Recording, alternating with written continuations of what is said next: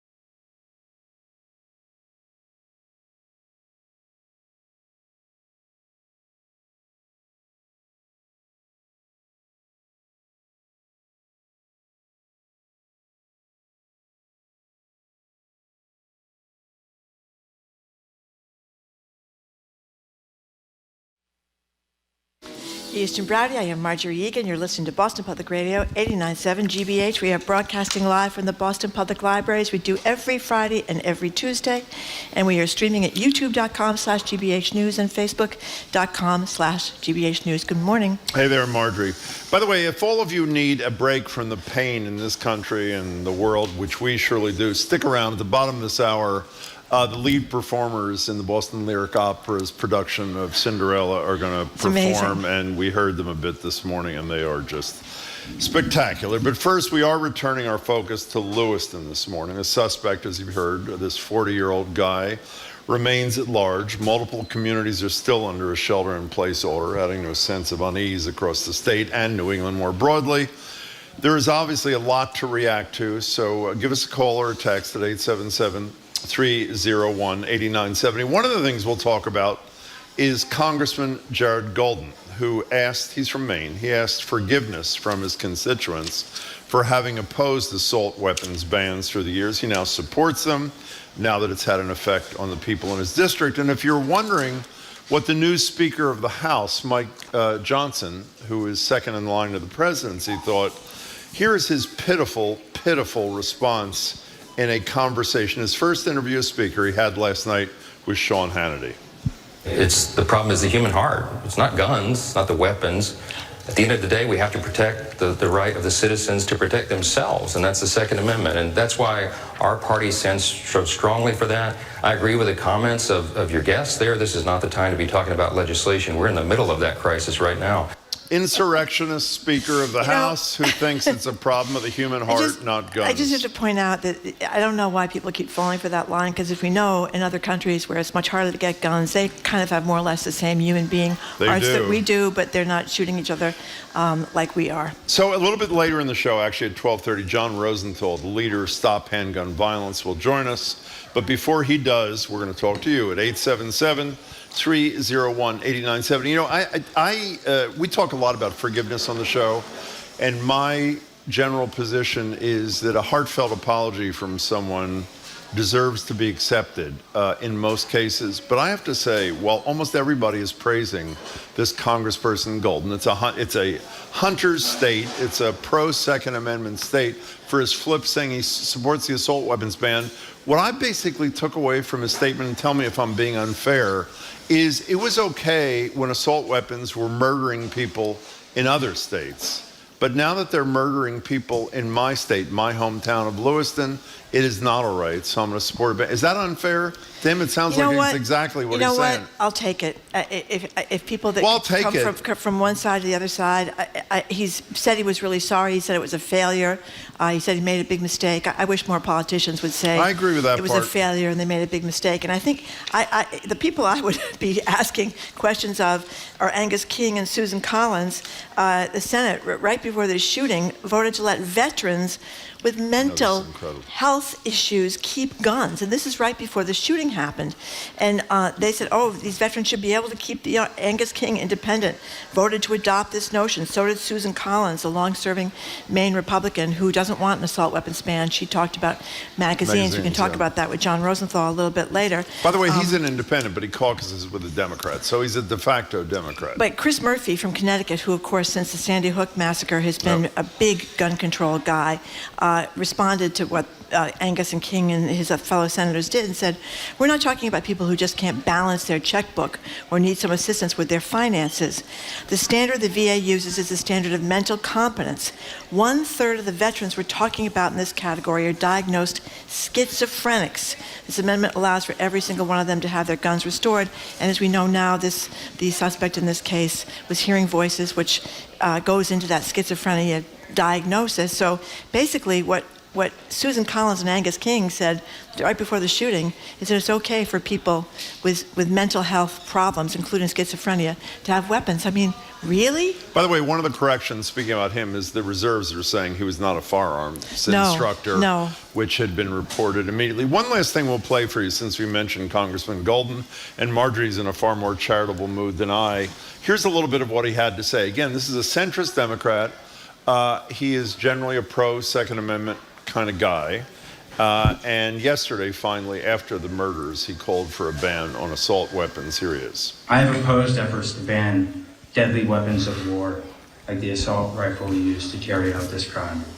The time has now come for me to take responsibility for this failure, which is why I now call on the United States Congress to ban assault rifles like the one used by the sick perpetrator of this mass killing in my hometown of Lewiston, Maine. For the good of my community, I will work with any colleague to get this done in the time that I have left in Congress. Okay, fine. 877-301-8970. We're looking for further reflections. Anything that you've learned or thought about vis-a-vis the slaughter in Lewiston and slaughters like it all over the country, and the reluctance is too nice a word, for Republicans in Congress to do anything about these weapons of war. Well, we have learned a couple of things. That investigators recovered a cell phone that belonged to Card, as well as a note he left behind in his white Suburban Outback by this boat ramp in Lisbon, and he had a note in there which they were describing as a suicide note, and it was left for his son, and it was explaining things about his bank accounts, and he also left his cell phone. So I'm hoping that he is no longer with us, but we don't know that yet. They just searched, is it called the Androscoggin River? Is that what it's called? Yeah, where the car was parked. It flows out into the Kennebank River, and they're searching the river there to see if he left in a boat or swam out in the middle of the river. I don't know, but if they're describing this as a suicide note. So, and our friend Juliet on Twitter was complaining about keeping this lockdown. Juliet Kaim, of course, is a national security expert, was complaining about keeping this lockdown on too long, if this is a good idea.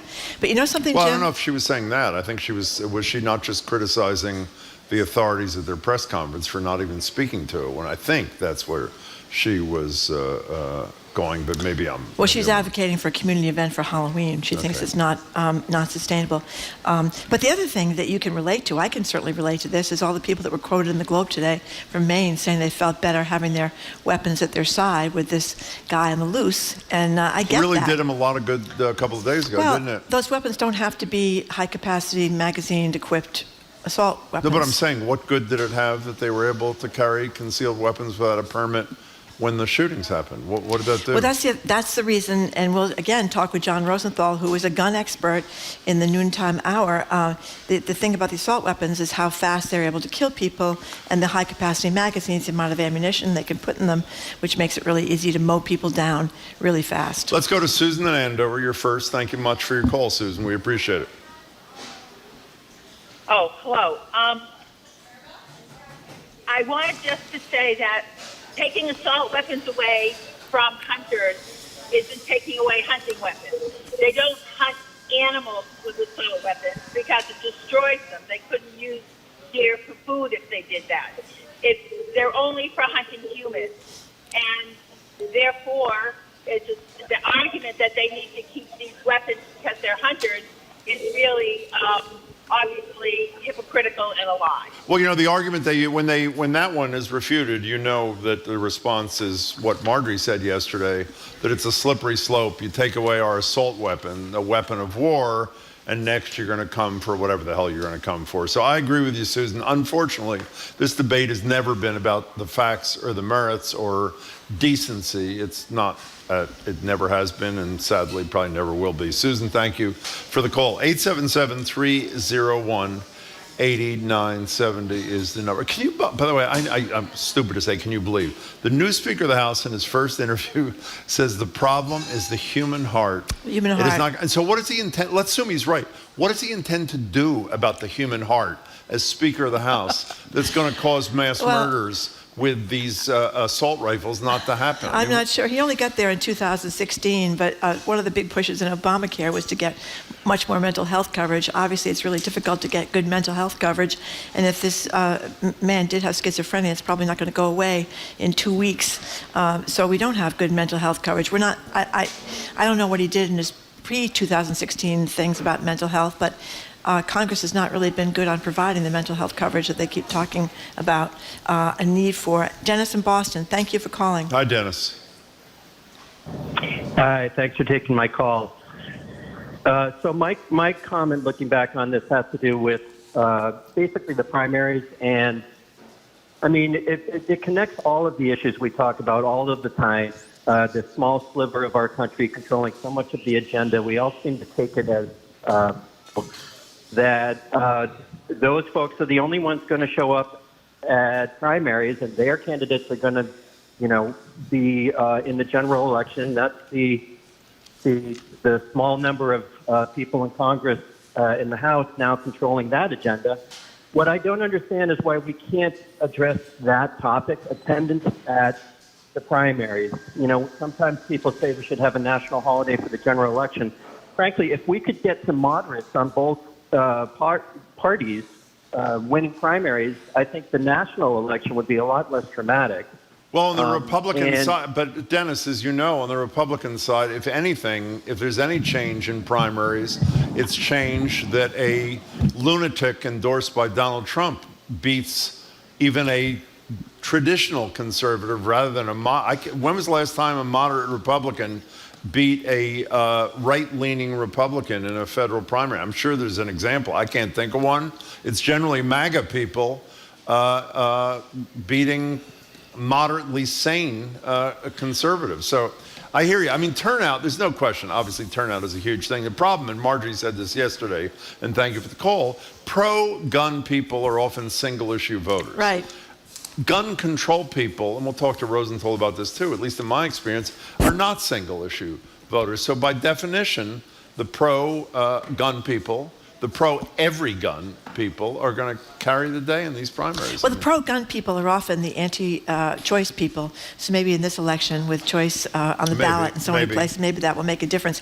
I didn't hear Sean Hannity. I can't take it. My blood pressure can't take it. But Max from Sutton says, besides saying that it wasn't the weapon when asked about the Maine shootings, Johnson said on Hannity that in Europe where guns are less accessible, people intent on mass slaughter just use cars to mow people down. Not that, I shouldn't laugh because that has happened where people have mowed people down with cars, but not nearly so many.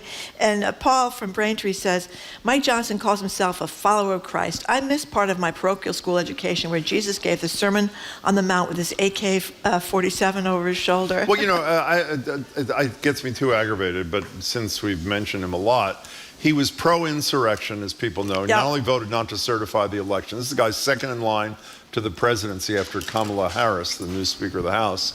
He he's a constitutional law expert, in quotes. He led the charge in Texas to get a court there to overturn the election results in 4 of the swing states that had been won by Biden. He's anti-LGBTQ person. Yep. He is anti-aid to Ukraine. He is a climate denier, which I did not know until yesterday afternoon. Big fossil fuel guy. This is the most powerful Republican in Washington now, who thinks, again, it's a problem of the heart. 877-301-8970. Linda, you're in Rhode Island. Thank you much for the call. Hi. Hi, thanks for taking my call, Jim and Marjorie. Jim, I just want to clarify that somebody that is pro-Second Amendment doesn't necessarily mean that they are against, common sense laws like background checks. Linda, I very carefully did not say pro-Second Amendment. I said pro-guns. I agree with you completely. Okay, I think earlier in the show you might have said pro-Second my Amendment, apologies. and I think that that's fine. I think it's just a misnomer, and I think that there's a lot of leeway under the Second Amendment to allow many different laws to be passed that pass the muster of the Second Amendment. That is correct. Are still common sense. So, Even Justice Scalia in the Heller case, which was the first case in 2008, Supreme Court, that said a well-regulated militia means individuals, wherever they got that from, have a right to possess arms. Even Scalia himself acknowledged what you said, Linda, but go ahead. Yes. Yeah, no, I just think that, here in Rhode Island, we passed some really good gun laws in the last few years, and last year passed a ban on high-capacity magazines, which is an amazing, it's one of the best high-capacity magazine laws in the country. That's great. And so, it can be done in other states as well. And Linda, don't go away. Under the Second Amendment. Linda, somebody from Rhode Island called yesterday that said either your Speaker or your Senate President wouldn't let certain common sense gun measures even go to the floor for a vote. Was he wrong? He wasn't wrong, but in his defense, they did pass the high-capacity magazine ban 2 years ago, and sometimes they just have to kind of concede to the other side on things, and I think that that law was a really huge law. So That's great. I mean, I think that next year they'll put it back on. And he'll be there for it. Linda, thank you for your information. We didn't mention this yesterday. What? We act like it's only, rural states like Maine where there's a problem in the legislature around common sense gun control. Do you remember when Deval Patrick, the first gun control thing he filed, this is a true story, would allow for the purchase of 1 gun a month. Right. You would still be entitled to purchase 1 gun a month. You'd be limited to 1 gun a month. And I assume that's because Governor Patrick realized that even the all-Democratic legislature was a tough nut to crack on common sense gun backed stuff. right down. That wasn't enough.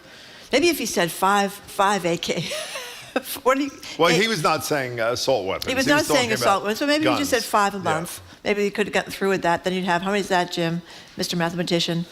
60. 5 times 12. Thank Well, you know what's interesting? Don't they have all these studies that talk about how if you, when you look at these whole caches of guns, or very small numbers of people have these massive numbers of guns in their house. We gotta take a break. And people are going out and buying guns today in Maine in great numbers, some for self-defense and some because they're worried, as often happens nationally, right?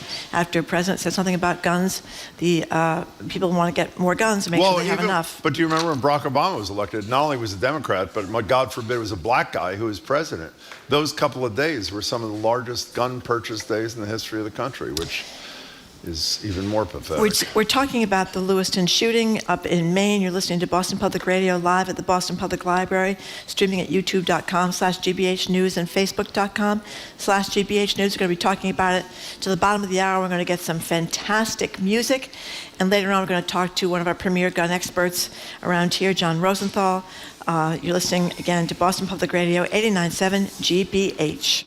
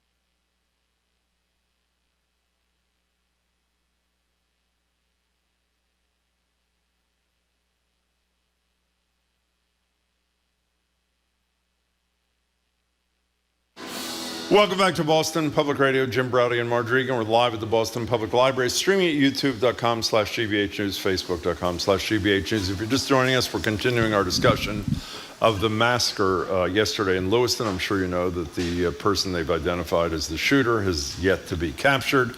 Give us a buzz or a text. Well, the lines are full. Give us a text, 877-301-8970. You know, what a weird scene it was last night, too, with law enforcement with their spotlights. I think it was the father's house, Card's father's house, and not his house. The house he had lived in. I don't know if it was his father's house. The one that has the swings in front of it and the basketball hoop and stuff.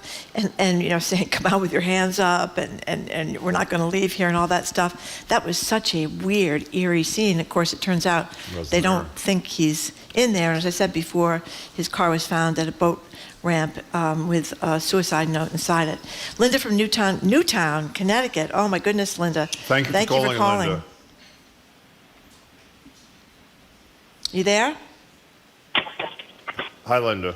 Yes, hi. I'd like to speak to two things, actually. Yeah. Can you hear me? Yes, we can. Yep. Hello? Hello? Yes, we hear you. Can Linda hear us? We're going to put Linda on hold. Okay. There seems to be a common denominator in both of these. Yes.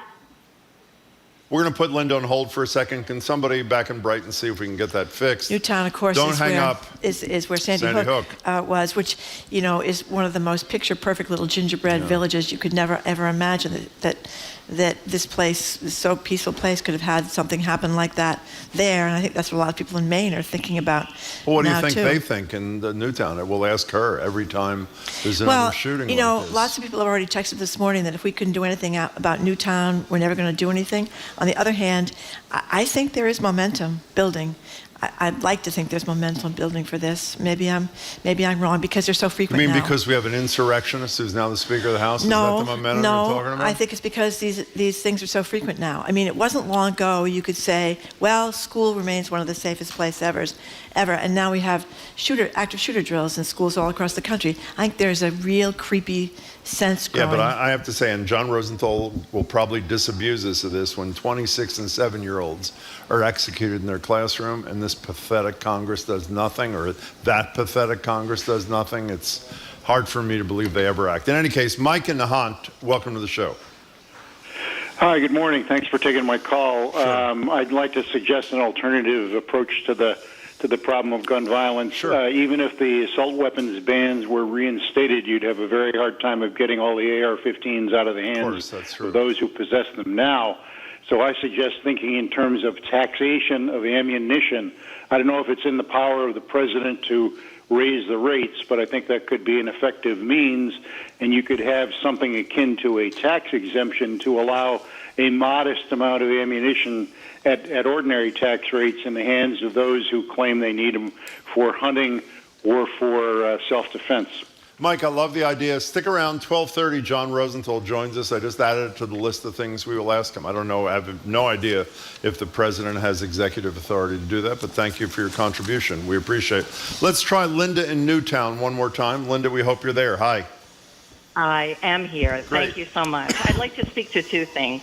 There's certainly a common denominator, mental health issues and assault guns. Certainly with the mental health issues, and it kills me that a politician has said these are issues with the human heart. These are mental health issues, and we have always had mental health issues.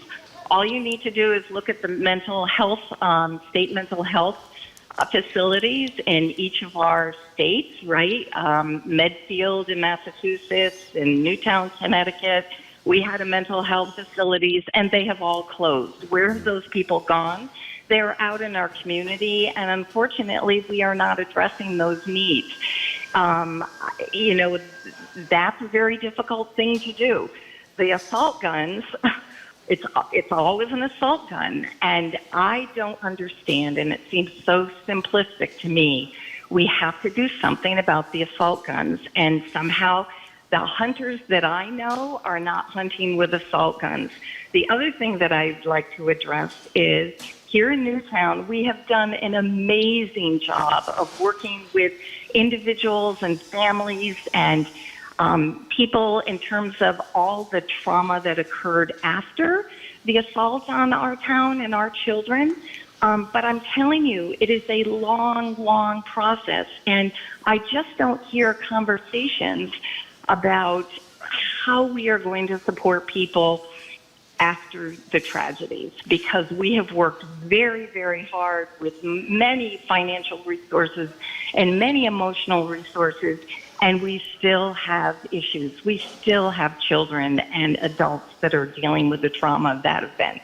So I'm sorry to say, I think Lewiston is, they're in for a very long haul. When this occurs in a very small community, everyone knows each other. My children will have issues forever regarding this, and all we're talking about are really the guns. We're not talking about the mental health issues, and that is a very difficult thing to actually change because it's not being addressed in our community. Well, one of the ways to change it, Linda, is if the Republicans who hide behind their purported belief that it's mental health, not the weapons, actually believed in what they were saying, then they would sponsor legislation to infuse the mental health care system with billions of dollars so people could actually access some treatment, which most people can, and they don't, which I think speaks volumes. But Linda, let me ask you while you're there, what's it like in Newtown every time there's another mass shooting somewhere else? It just opens up a Pandora's box. And I've been shaking all day today. You just know what those families are going to go through, or even friends of families. Sure. It's horrible, and I'm just so disgusted. I think with our politicians, although we love Chris Murphy, he's great. He has worked so hard. And then to have this politician today flip, in terms of, now I'm not, Jared Golden. Now we shouldn't get, I'm disgusted by that. I appreciate that, but what are we going to do? And all the states have a shooting just so somebody will. 100% with you. How can you not be affected by children being shot? How can you not be affected by that? And I'm very, very proud of our town, but we're still in trauma. We will always be in trauma. When that siren goes off in town, you have no idea what that does to your body. It's something that doesn't leave you. And I don't want to compare it to what's happening in Gaza and Israel now or anything, but that's trauma, and it lives inside the body. So it's not just the families that have lost their children or family members. It's everyone that is affected by that, and I don't understand why these politicians don't understand that. I am a one-person voter. I love information about climate change and all this sort of. No, I want to know how you stand on guns now, because I may be simplistic. I don't think I'm stupid, but get rid of the assault guns.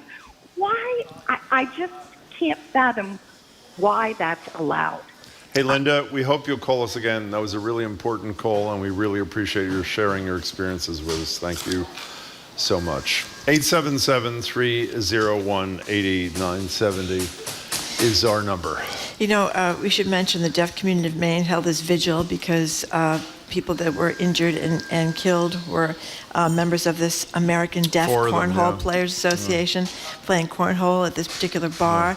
And we also mentioned that this bar and the bowling alley was a place that Card used to go to play, used to bowl. And that in these updates from this morning, it's been reported that also the place that the bar and grill was a place he went with a former girlfriend, and they had a recent breakup. Well, there's some speculation around the execution of those 4 deaf people that he had been giving I don't know if this is confirmed yet. He'd been giving a hearing aid. And once he got the hearing aid, obviously he had some serious mental health issues. He said he was able to hear, which he wasn't before, people saying unkind things about him at the bowling alley. That's at least the initial reporting, but it is yet to be confirmed. The Portland Press Herald up in Maine obviously said Card was categorized as a, quote, federal firearms disqualified status. But the state authorities did not respond when the Globe called up to find out what that meant and why that didn't mean he couldn't get a gun. But what we don't know is whether he'd get these guns 2 years ago, 5 years ago. If he got them legally, he got them illegally. Exactly. We just don't know. But we're going to ask a lot of. And by the way, if you have further questions for John Rosenthal, who, as Marjorie said, probably has been in the center of more important common sense gun reform fights than probably anybody in America. He's head of Stop Handgun Violence. He's going to be here at 12:30. Text him in at 877-301-8970, and we'll try to get to as many of them as we possibly can. You know, we have a lot of texts from people that are talking about the difficulty of getting mental health services right here in Massachusetts, where we have pretty good medical care in general, but it's just really, really hard to get mental health services for any length of time. And if you get it, to be able to afford it, because so many therapists don't accept insurance anymore, so it's like a triple nightmare. So as Jim just said, we're going to talk with John Rosenthal after the noontime break, and he knows everything there is to know about guns. But we're going to take a little break right now, and we're going to talk with the folks and hear from the folks from the Boston Lyric Opera, their latest production of staging of Cinderella. We're going to talk to the show's director and the BLO general director, and we're going to hear some great singing and music. Up next, you're listening to Boston Public Radio, 89.7 GBH, broadcasting live from the Boston Public Library.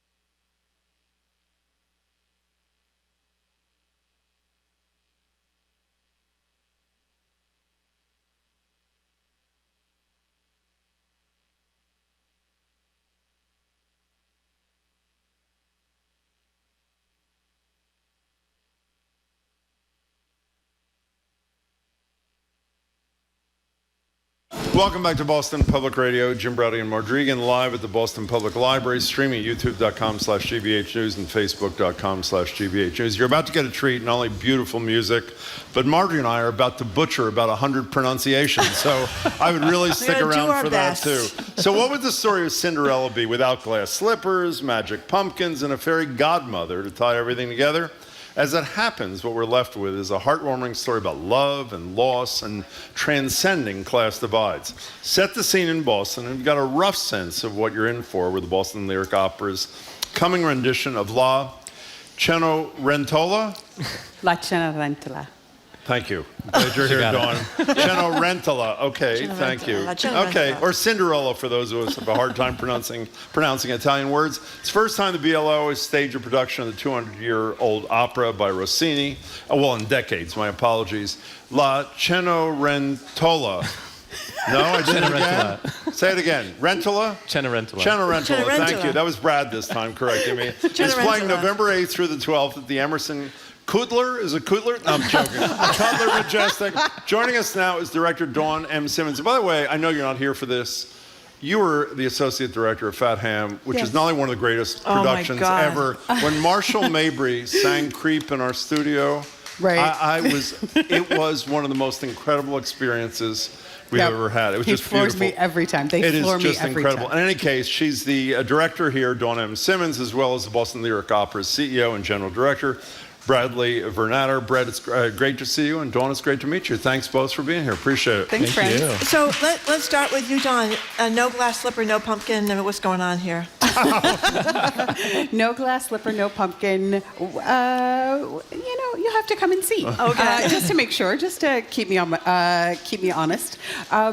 It is just a really beautiful, simple love story. And can you have fairy tale magic without all of the trappings of a fairy tale? I think absolutely you can. And the music casts a spell. Right? Does that make you nervous, though? I mean, even though I get, and I'm nodding in agreement with what you said, everybody associates Cinderella with certain things that we grew up with. those things will not be there. Other wonderful things will be. Does that make you anxious? Not at all. Really? It's a really fun challenge, and it's the kind of thing that I really like to do. That sort of stripping it back is a challenge in itself, but what else can you do? How do you find the magic in the ordinary? And I think that's part of what this story is. And then the music, like I said, is anything but ordinary. So no, it's good. It's magic really in good. the ordinary. I love that. So Brad, what appealed to you about Cinderella? Yeah. So can you pronounce it, please? Cenerentola. You got it right. Very nice. Very good. Very well done. Yeah, so the Cinderella story, I mean, it's been around for thousands of years. I think one of the earliest known variations of this story dates back to something like 5 BC in Greece. Yeah, there are so many iterations of this story. It's been told in so many different ways. And in growing up in Ohio, my association with Cinderella is the Disney magic, right? Mm-hmm. But there are many different ways that the story has been told. And what is really telling for me with this opera, and something that really draws me to this piece, Rossini, the composer, put it in the title. So it's La Cenerentola, but there's a second title to it as well that translates to Goodness Triumphs. Mm-hmm. And this story is really centered on that good people doing good things have good things happen to them. Yeah, kindness and all those uplifting virtues. Mm-hmm. But there's also a class divide thing going on here, Dawn, right? Tell us about that. There's a little bit of a class divide thing, and I think that it doesn't happen in the way that we've staged it. It doesn't happen in the way that you think. But we have set it in both Beacon Hill and the Seaport District. And our prince is this Boston Brahmin from Beacon Hill. Oh. And of course, the Magnifico family, they are in this version sort of social climbers who are not climbing as well as they should. Oh, good. And that's where our class divide comes in. So keeping it a little higher level. Okay. But yeah. But the Seaport's pretty swanky. It's expensive anyway. It's swanky and expensive. And you can imagine how someone might not be climbing as artfully as they need to stay in the Seaport. Okay. By the way, BLO.org, we'll give you that address in a couple of minutes. The shows are the 8th, the 10th, and the 12th. Why are there only 3 shows? When you put this much energy, I know nothing about theater production and a lot of other things too. Why only 3 shows when there's so much energy and work into a production? There is a tremendous amount of creative energy and work and resources that go into an opera. For any given performance, there's something usually around 125 or 150 people in the pit, on stage, backstage. It takes a lot of people to pull that off and to bring their creativity and their excellence to that moment, and then all the resources to get us to that moment as well. So it's a people heavy. How many people in the orchestra for Cinderella? There are about 50 people. Wow. Yeah, 50 musicians. So Brad, no offense to you, but there was a piece in the Globe talking about how women are taking over as running theater in Boston. One of the featured women is right here, Dawn Simmons. So, I mean, that's kind of neat, I think. Yeah. No, she asked you. No, I asked you. I mean, why is this? Is it just the? I think there was. Let me try this again. When I started out here 20-some years ago, there were a lot of women my age who were sort of at that beginning intermediate tier of arts administration and arts leadership. And in those ensuing 20 years, many people have retired, have left, have moved on, have gone somewhere else. And so that left a lot of space for those women who were with me in that sort of class grinding it out. And now we are the folks who are running the small companies, who are running the mid-sized companies, It's just changing. And I happen to catch it at the right time. And I don't know how long this moment will last. There'll be somebody else soon, I'm sure. And what I hope is that when it is time for me to get out of the way, that I do it gracefully. Well, we had it for 200 years, so you can keep it a little bit longer, I think. By the way, should we have a name for it? What is it? In politics, in theater, what is it? In media, the estrogen surge. That's I like it. Yeah, that's what we call it. Okay, I'm going to try it again. Cenerentola. You got it. I got it finally. Before you introduced 2 of the players, we heard them sing before. It was just mesmerizingly beautiful. Front Porch Arts Collective is you, right? That's myself and my co-producing artistic director, Maurice Emmanuel Parent, who has been on the show for you. Everybody, oh my God! Great. Oh, Mr. Parent, I didn't know that. That's my guy. He was So tell great. us briefly, what is it? Sorry. The Collective, what is it? So Front Porch Arts Collective is Boston's latest Black theater company, right? We're not the first. We hope not to be the last. We're in co-production right now on Fat Ham, and we have a really beautiful season of co-productions happening with Hi, Lyric Stage, love you guys. And I'll be directing over there, so plug for you. You can say you're welcome later. With Speakeasy Stage, we're doing Strange Loop.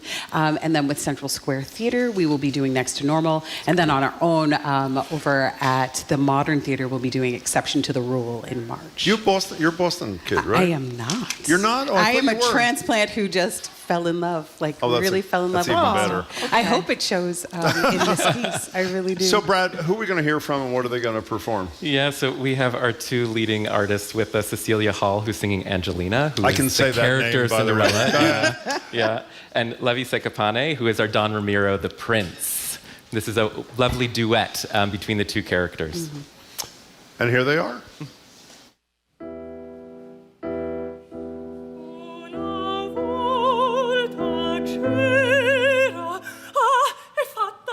Che cos'è? Che batticore? Forse un mostrasonia?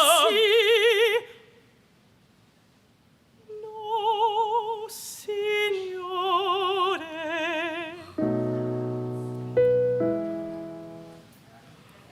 Un soave non so che in quegli occhi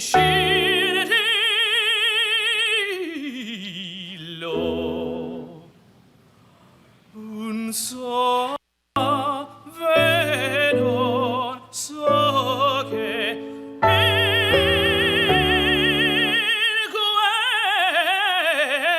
quegli occhi scintillò.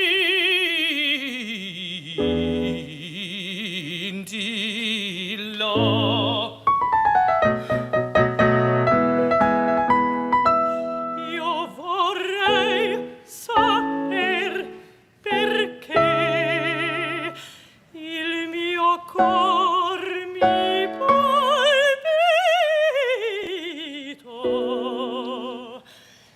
Io vorrei saper perché il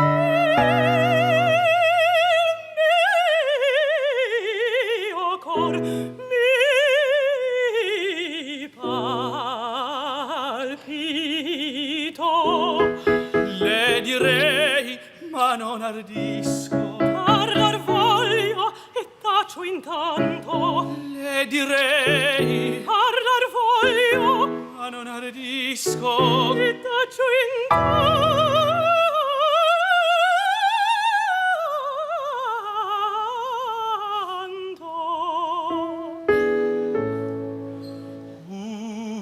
Una grazia, un certo incanto, par che brilli su quel viso.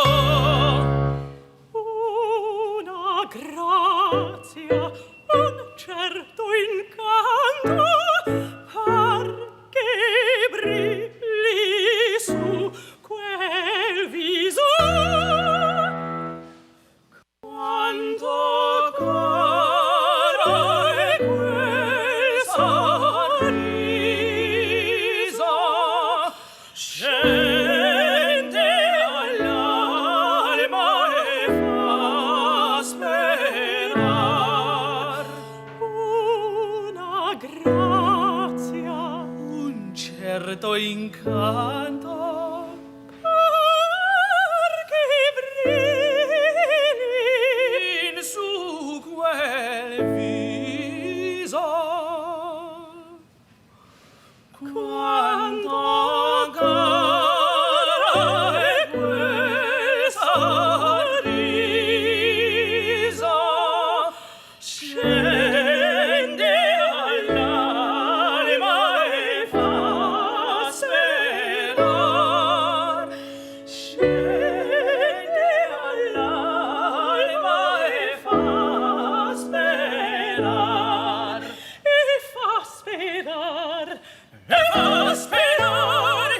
E fa sperar. E fa sperar.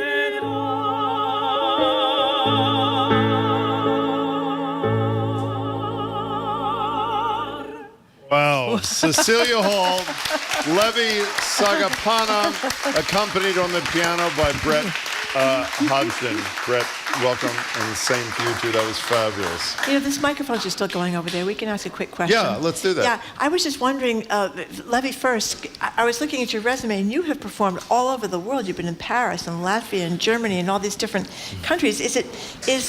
Is opera appreciated the same way here as it is in Europe? I get the sense it's not, but maybe I'm wrong.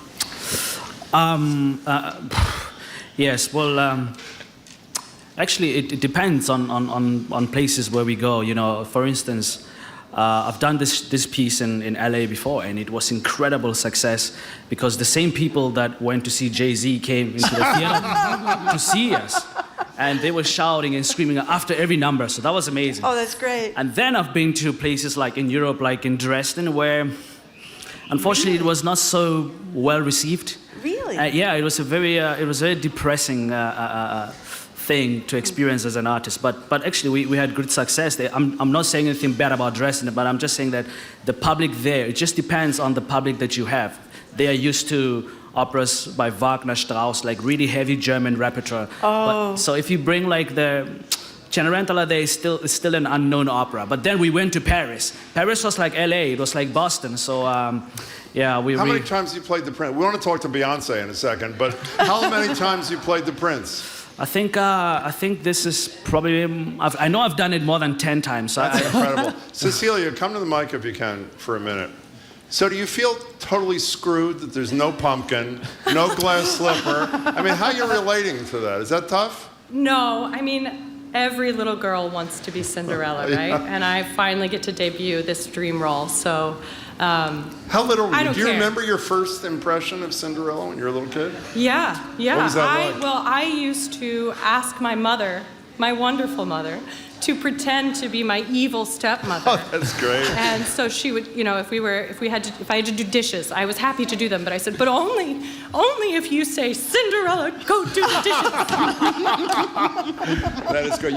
Three of you were spectacular. And you're going to sing You're going to again perform again in just in a second. in just a couple of minutes. So what's next with Boston Lyric Opera? Yeah, so next up for us is The Anonymous Lover in February. This is a piece by Joseph Boulogne, Chevalier. You may be familiar with this composer because there was a Hollywood film recently that came out by the same title, profiling his life. He was a contemporary of Mozart, but lesser known, and this is the only complete opera that exists of his library of work. So we'll be presenting that in February at the Huntington, and followed by Eurydice by Matt Aucoin, composed by Matt Aucoin, written by Sarah Rule. Is that the son of Don Aucoin? Don Aucoin, yes. it is, yes. The critic of the Globe, yeah, he's a genius. Yes. They're both pretty smart, Yeah. actually. So staying with you, how's business? I mean, we talked to Jared Bowen the other day about obviously the new repertory theater shutting down in Watertown. How is business? Business. It's great. Business. We had a really great success with our recent production, our opening production of Madame Butterfly. We had so many newcomers come and see that show, and our audiences were quite full for the run at the Colonial Theater. That was coming off of a sold-out run of our last show last season, which was Omar at the Majestic Theater. So we have seen our audiences coming back, but what's really interesting is it is a very new audience for us. Last year we had about 58% of our audience was new to BLO. So we're learning about our audience and what they're interested in at the same time as they're learning about us. Dawn, as a transplant, or however you describe it, how welcoming is this community to Black artists? I mean, judging from my own story, it took me a really long time to actually find a place and find that home and family here. But I don't know that is particular to, let's say, my race. I think that Boston is just, you have to do some work to prove that you should be here and that you have a seat at the table.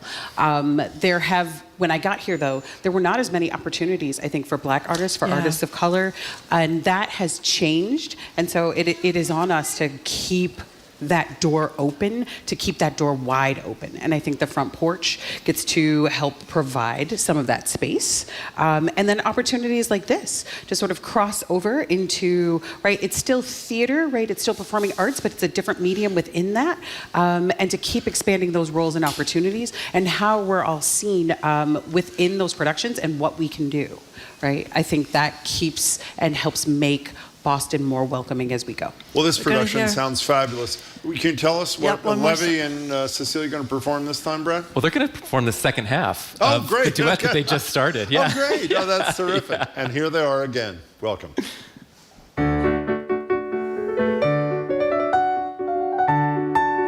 Del barone le figlio cerco.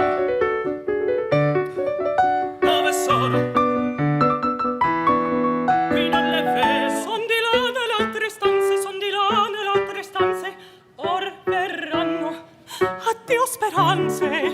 Ma di grazia, voi chi siete? Io chi sono? Non lo so. Non sapete? Quasi no. Non sapete? Quasi no. Quel che padre non è padre, onde poi le due sorelle era vedova mia madre, ma fu madre ancor di quelle. Questo padre pendorgoglio, questo padre pendorgoglio, quel che padre non è padre, onde poi le due sorelle era vedova mia madre, ma fu madre ancor di quelle. Sta a vedere che mi imbroglio, sta a vedere che mi imbroglio. De scusate, perdonate la mia semplicità. Mi seduce. De scusate, perdonate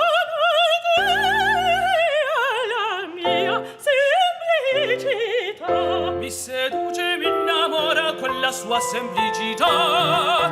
Mi seduce, mi innamora quella sua semplicità.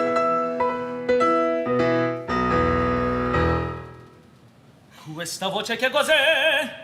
Questa voce che cos'è? A ponente era levante, a scirocco tramontana, non ho calma solo istante, tutto tocca a me. Con la gente buon sembiante, non ho cosa sovrumana, io mi bene quasi istante, ciò più non trovo in me. Addio signore, vengo, vengo, vengo, vengo.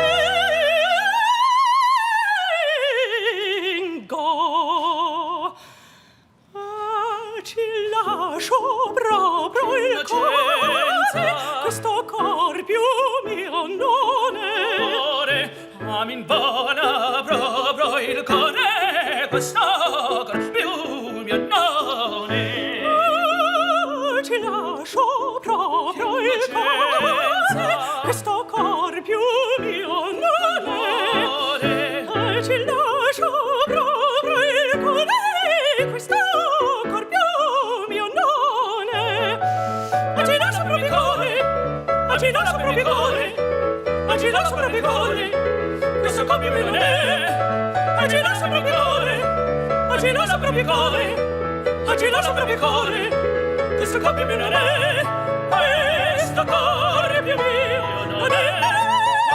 Questo cor più mio non è. Più mio non è. Più mio non è. Più mio non è.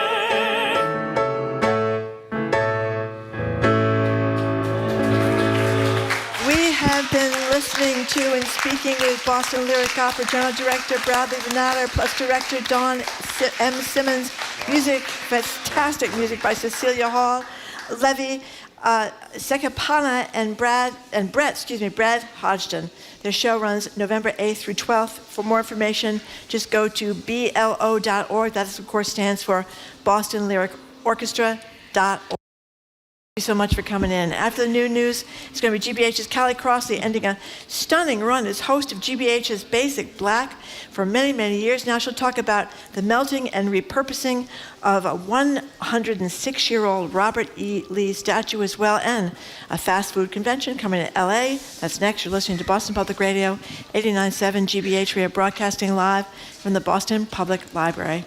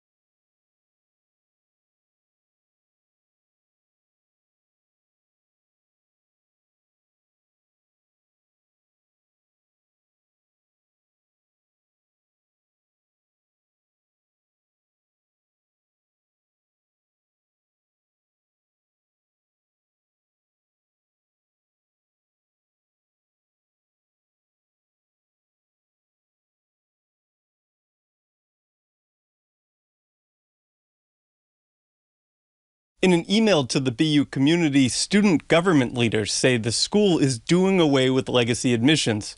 But administrators say legacy status has never been a significant factor in the admissions process. And since there was no written policy, there's no official change. A BU spokesperson says only 4% of current first-year students have a parent who's an alum. That's compared to the Ivies, where, on average, more than 10% of undergrads are legacy students. Kirk Carapeza, GBH News, 89.7.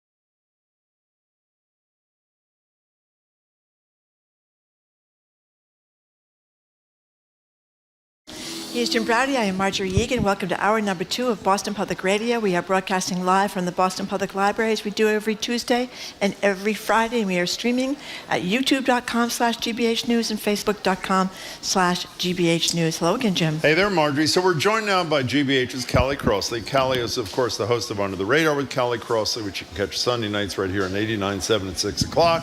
Co-host on the soon-to-be-launched, except, in fact, more than soon-to-be-launched, next Friday launched Culture Show on GBH, immediately following my favorite show, Boston Public Radio. You can also hear Callie commentaries on Monday for GBH's Morning Edition. She was also the longtime host of GBH's Basic Black until last Friday. Congratulations on an incredible run, Callie Crossley. Yeah, thank you. And welcome back. You were spectacular. You are spectacular, but you really were. I just told Callie we're going to miss her a lot in Basic Black, but let's play a little sound from the final episode of Callie hosting Basic Black. That was just a few days ago on October 20th. I think you just said this, Jim, after 15 years. Callie said goodbye. Here she is. While I am signing off here, I am not going anywhere. You can still hear me on 89.7 FM, hosting my radio program and podcast, Under the Radar with Callie Crossley, which airs on Sunday nights at 6 p.m. I'll be contributing to GBH News and co-hosting an exciting new daily radio program, The Culture Show, highlighting books, movies, and cultural trends. Hope you'll take a listen. It's been an honor and a privilege. Thank you. So you shouldn't have to do 5 things, I think, Callie. But I do. So now you're down to what, 4? I'm down to 3.5. 3.5? Yeah. Okay. Yeah, is that it? Just wanted to, I mean, it's a lot? Yeah, it's a lot, you know. So I just trying to, you know, this new show is going to be quite busy. So we're going to be doing a lot. So How'd that feel? I mean, this is a really important show. Yeah, I know. And you were the face of this really. What did that feel like Friday night, or in anticipation of Friday? It was weird, and I mean, particularly because we were on the air and did some really good work during COVID, and you know, a lot of people, as you know, viewing habits changed then, and so we got some new people checking in. And so I think about that, you know, what it was like in the studio with the very few of us. I was the only person in there with a couple of other hearty souls from the floor staff. Yeah, from the production staff. And so, you know, all of those memories come back. And listen, people would pay money for the conversation in the green room. Oh, yeah? The green room conversation's pretty good, I have to say. You must have been around when they had the show very briefly, where people would drink during the show. Remember that show? Yes, I remember. I was on it. Yeah, they'd be like, what was that called again? I forget The group, right? That's right. I forget that. And I remember a couple times I was on it too, and you're sitting back there, and people are down on the scotches. I did not. I just thought, had water. You got to be careful, because sometimes you have a cocktail or two, and all bets are off. I'm telling you. Well, people were not drinking in the green room before Basic Black, but woo, there were some conversations. By the way, since you mentioned the group, I know it's off topic, but you mentioned it. I was never invited to be on the group, and there's another person who used to be a fixture at Channel 2, Christopher Lydon, who used to host the 10 o'clock news, and he said to us once, or me once, I don't know if he said it on our show, he said, I want my epitaph to be, here lies Christopher Lydon. He never appeared in the group. Well, Let me tell you something. You got $200 every time. I know you did. I know. Every time they called, I was there in 2 seconds, man. But in all seriousness, I don't want to conversation. make light of this. You were spectacular. Thank I mean, you really, Thank you very much. you are, and you will and continue we're to gonna miss be. you. Thank But you. it was huge, and Thank you. we're lucky that you were there as long as You you got were. a good lineup of people that are going to be sitting in your seat going forward Yes, too. That's yes, good, so, including you Paris know. Alston, our So- morning host. So they melted down Robert E. Lee down there in Charlottesville. What a story in What the a Washington story. Post. Fill in the blanks for people.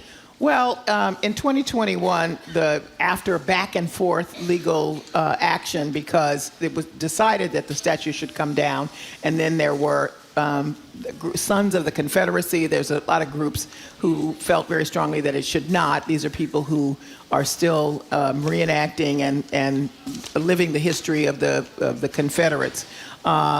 And that final lawsuit went through, and so the city and the state were able to say, okay, we're taking this down because we don't think it represents what it should. And by the way, you know, as many people have pointed out, we're the only country that has statues up of people on the losing side, you know, all over the country. And it's worse than the losing side in this I mean, case, it's too. really. So anyway, they took it down.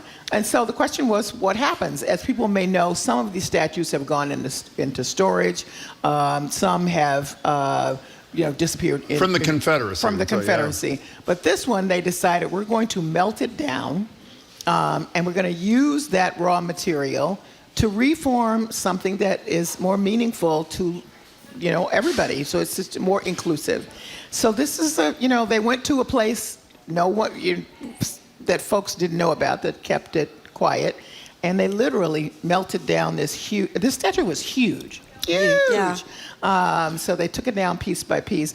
I think if people want to hear some of the sound, NPR did a story about it. Yeah, you can hear some of the actual taking down of each of the pieces. You know what's really interesting? First of all, people remember it was Charlottesville Unite the Right rally that ended up leading to the death of Heather Heyer and other horrible things. The worst part of the story to me, and you touched on it, is the Washington Post. The people melting it only agreed to allow the Washington Post to report on it. One, if they didn't report on the location, including the state where it happened, nor name any of the workers for fear they'd get death threats or worse. It's the same thing with NPR. It's same just thing. unbelievable. Yes, because this was, and it continues to be obviously a touchy subject. I want to bring up something that sometimes gets lost in the shuffle. Robert E. Lee himself, the man, about who the statue was built about in tribute to, said, "I do not want any statues. There should be no memorial to me, period." And yet everybody insisted that he be revered in this way. So that was from the lips of the man himself before he died. And you know what I just learned recently, is I'm often embarrassed to say how many things I've learned just recently, is that I thought these were, it happened during the Civil War. Learned later that it happened during the 20s when the Jim Crow laws were being enforced brutally in much of the South. And this was like a stick in everybody's face kind of thing. That's what I figured it was. Exactly. Yeah. That's correct. Yeah. And, but again, Robert E. Lee didn't want it himself. So let's come north in a related note. Yes. We have probably discussed on the show a dozen times the history of the man after whom Faneuil Hall is named, and there's been a move on a number of fronts in recent years to remove the name and replace it with something else. The city council has acted, I assume, from what I understand, in an advisory capacity, but they've acted, yes? Yes, so they voted overwhelmingly. 3 people voted against it to change the name. Now, that's not the final word. As Mayor Wu has said, the Public Facilities Commission gets to decide, when and if the name gets changed. And then there's some step where I think she signs off on it after that. At least one of the council persons said they voted against it because there was no current name suggested. And he felt like, okay, well, I don't want to be voting for something and I don't know what the name's going to be. I'd like to weigh in on that. Meanwhile, Tanya Anderson Fernandez, who led part of this initiative, is suggesting that there be conversations public conversation so people can discuss what name there should be. First blah, of all, blah, blah. Mayor Wu is, I hope this is fair, non-committal so far. Right. At least she hasn't taken a position. What do you think about what should be done here? Or should Well, be I done? think I definitely think the public conversations are a good one. There are so many places that are reminders of a very ugly history, and when we say ugly history, I think people tend to focus on the violence, which was horrific. But I want people to really focus on the business part of this, that so much was built and so many people gained wealth literally on the backs of people who were, quote unquote, purchased. And so that, to me, is a horror that you should be talking about. First of all, we're in a time, as we all know, we've discussed here, where there are places you can't even have this discussion. So we should understand that history. And if there is a way to be more inclusive in that, okay. But let's have the public conversation. I think that's a great one. It'll be interesting to see. I also want to point out that the breakdown in the vote on the council was very interesting, because we have a majority persons of color city council at this point, which is really still startling to say, given the history of Boston and the city council. And the three people that voted against it tend to be described as conservative and not persons of color. Yeah. So that looks, like old Boston, new Boston, if you want to be, take a short shrift and be somewhat snarky about it. But again, as I said, I'm trying to remember which counselor, it might have been Frank Baker, said, I don't want to vote for it. I don't know what the name is going to be. I think it was Baker. Yeah, actually. that's a fair point. Well, except I would say you don't know what the name is going to be, but you do know that there's a vote to make sure the name is not named after a slave trader. That's a fair point too. That is yeah. By the way, we'll obviously ask Mayor Wu about it when she joins us next month. They did that long story about Faneuil about a month and a half ago, and he was really slave trading big time. Yeah, and again, it's also a reminder that people need to understand that folks kind of think of Massachusetts as, oh, nothing happened here. Yeah. This was not something that happened here. It very much did. So I remember Scholastic books. I remember them in the dentist's office. I remember them in the principal's Didn't you office. get them at home? I didn't get them at home. I used to get them at home. But but they had them in the library at school. Yeah. So they've been doing well, because I was in elementary school a long time ago. But now they're in a little hot water. Yeah. So I think, the road to hell is paved with good intentions, as you all have heard me say before. So what they were doing was, and they have these book fairs where people can come and, decide to purchase the books for the state and the children. And they separated out the ones by persons of color with topics, and maybe not all by persons of color, authors of color, but with topics that might be dicey in some states. Let's say Florida to begin with. Where there are either laws or where the regulations are, as of late, are kind of fuzzy.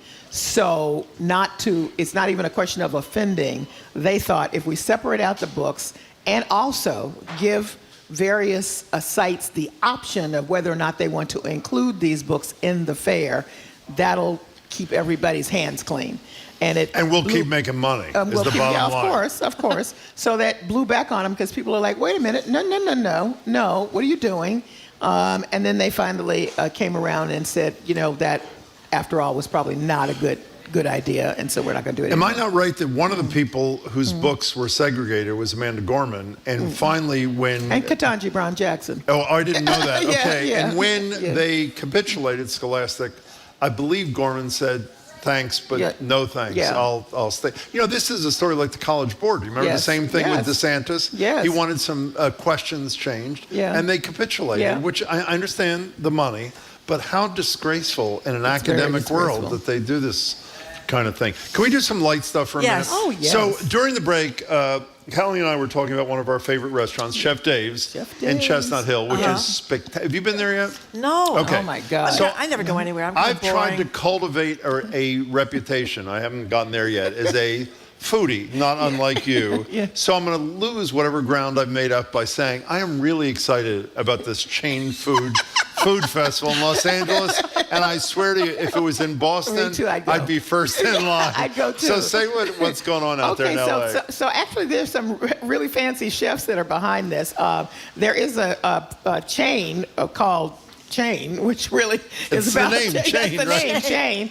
And so they put together a chain restaurant festival. So it'll include Chili's Grill and Bar, Dunkin', Jack in the Box, Panda Express, Pizza Hut, Red Robin, Sonic Drive-In. I love Sonic Drive-In. So do I. And they're going to have a big food festival and, offer some for the adults, Guinness and Smirnoff and Crown Royal. For the kids, there's Pepsi and specialty cocktails. One of the chefs, Tim Hollingsworth, who's really well known, he's LA based, is going to recreate some of the classics, elevated to chefdom. But he likes the basic, just plain old chain food. So they're just going to have it, and just let people go back to their childhoods. So you can go from place to place, getting stuff you like. $75 all you can eat. From Pizza Hut, Red Robin, yeah. I would be exploded it at would the be end. But very wait a second. nostalgic. Let's not say, when you said go back to your youth, Yeah. and that's Well, what it's true. It's not just youth. Well, it's true. I mean, I go to Sonic now. Well, I What's can't the find Chinese one. joint around the corner, which is the Chain, which I actually like? Oh, I know what you're talking about. I can't believe I can't think of the name of it. But back of the shirt. Isn't there a Sonic on Route 1? Yeah. No, am I wrong? I think there is. Oh, Yeah, I didn't know that. I didn't even know there was one that was close. Yeah. Anyway, I think this is just so fun, and I'm with you. I would enjoy this and it's 2 days, so you have plenty of time to get there. And we got to be clear here so we don't get hate mail. Yeah. We support independent restaurants first Absolutely. and foremost, but there's enough eating time that you could go to the Chain Food Festival. I can go one step further on that. I am very certain that if Chef Dave had children, I would have put them through school.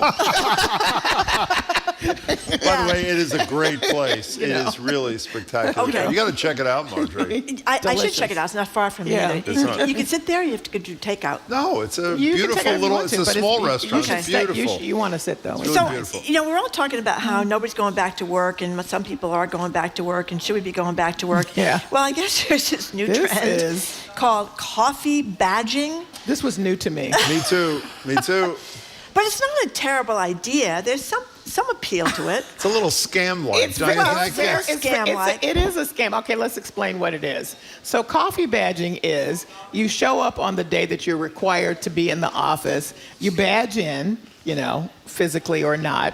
You do a little chit-chat, do a little FaceTime, you have some coffee, and then after about an hour or two, you just go home. So you're counted as being there, but you're not there the whole time, or maybe even a lot of time. I never heard of this trend. Apparently, it's going on. This group called Owl Labs did a survey of 2,000 people. 58% admitted to coffee badging. TikTok apparently brought this new trend. So as one of the career experts quoted in this piece said, that's not going to last for long if you do it a lot because your employer will likely catch you. Well, unless you're in a huge workplace, obviously the employer is going to know, right? I would think, but let me just say this. Somebody's going to drop a dime on you. So for those people who are having to be there all day and you're like badging in and then going whatever. But anyway, 58%. It's really interesting. The rest of the survey says people who prefer to work in the office for a full workday, 34%. People who don't coffee badge but are interested in doing so, 8%. Yeah, but there's something. I mean, now that nobody's at work 5 days a week anymore, and I'm not in favor of that. I don't want to go back to work. Some of us are, Marjorie. I know you are. Jim Thank ruins you. the curve, of course. He shows up every day. Like a good little boy. Like a good little boy, that's right. But my ideal would be Tuesday, Wednesday, Thursday, or maybe Tuesday and Wednesday. Well, a lot of people are doing just that. Yeah, and then you have the weekend, at the beginning of the end of the weekend. But because it is kind of depressing when you go into the office on a day that no one's there, and no one there a lot, no one but, is there. Well, you are. Yeah. But you've got that great office. Yeah. I mean, so you can kind of hide yourself from the emptiness Well, around I'm not trying to hide myself. But you know what I'm talking about. You walk in, all the desks are empty. But don't and you feel miss it. your coworkers? Well, yeah. There's some coworkers we haven't seen I mean, in I'm forever. not able to gossip, Callie, Yeah, in the way that I could for most of my career. You know what I mean? Or you don't go to the women's room anymore and see people crying in there and get the whole scoop of what's going on. You know what I mean? Exactly, that's true. I kind of like that sort of thing, you know? Well, obviously, the coffee badgers are getting the gossip because they're coming in for the coffee. That's right. And then gathering up the gossip and leaving. Coffee badgers. By the way, I had no idea what the term meant until you described why the word badge was. It's going to be in Talk Webster's. about humiliating. It's going to be in Webster's dictionary this year. Probably I'm sure. will. Yeah. So, okay, so what are you doing on the show? Sunday night, 6 o'clock, which is still happening. It's still happening, very much so. We're doing taking a deep dive into the governor's bond bill with regard to housing. There's so many housing-related issues, and some that are coming out of that bill, particularly the accessory dwelling piece, which I would call an in-law suite. Yeah. I never heard of granny flats. Or granny flats. I never heard that. But I like that idea. I do too. Don't you but think? Yeah, I mean, that's one of the benefits of if this goes through. I mean, there's a lot of changes that the legislature will probably, add to it, and it'll be shifted around. But it's a huge leap forward. Huge. Also talking about, just the whole shelter issue, because as you know, next week, we're running out of money. That's it. That's the end of, there's no more money to support. For migrant housing. For migrant housing. And what's going to happen, and no one knows. They're talking about waitlisting people, and no one knows, so we're talking about that. Because we have a right to shelter law. Exactly. So there's a statutory mandate. And in addition to that, we're talking about the city council and, what looks like a obvious divide in philosophy. In the at-large candidacy race, one candidate has made some derogatory comments about Black Lives Matter and stirred up quite a hornet's nest. So we'll see, what goes on with that as the campaign continues. The second half of my show is just fun. Good. It's Halloween, and we want to do something unique because I'm under the radar. So we're interviewing Marta McDowell, who's the author of a book called Gardening Can Be Murder. And she has done this whole linking together of mystery writers who have used gardening in their plots to kill or otherwise maim or whatever. It is so fun. Great. And it's, it's all kind of books you haven't thought about. And the way she's written it is delightful. I can't get the whole title, but it's so like they attack them with a garden hose. Well, like no, that? it's something like gardening can be murder. Poisonous poppies. Oh, poisonous. Okay. Something sinister shovels and grim gardens. It's great for Halloween, and she's delightful. So 2 things before you go. Yes. Let's reiterate. A week from today is the premiere of the Culture Show. That is correct. For all, and that's going to be a group discussion with you, Edgar B. Herrick III, Jared, etc. A month of Just Fridays, right after our show at 2 o'clock, and starting the first week Monday in December, 5 every days day. a week. Yeah, every Are you day. excited about it? I think it's fabulous. Well, I don't know it's of pretty anything like interesting. this. We've been doing dress rehearsals or whatever, and it's pretty interesting because we have distinctly different takes on stuff. Well, that's pretty good. That's what makes it so fun. Are you going to talk about books? Of course. Good. Of course. Yeah, that I books really and movies She's and a book cultural lady. trends. What are you talking about? I'm the total cultural trend. This coffee badging thing. See? So I have one more thing. I was I met someone the other night at an event for this wonderful organization called Project 351, which basically has an 8th grader from every city and town in the Commonwealth doing this ambassadorship, this volunteering thing, do wonderful things. Check it out, Project 351, started by Governor Patrick, continued by Governor Baker, and now by Governor Healy. A woman walks up to me, introduces herself, and said, "You got to do me a favor." I said, "Sure." She says, "You got to tell Callie to remember to bring the wine on Thanksgiving."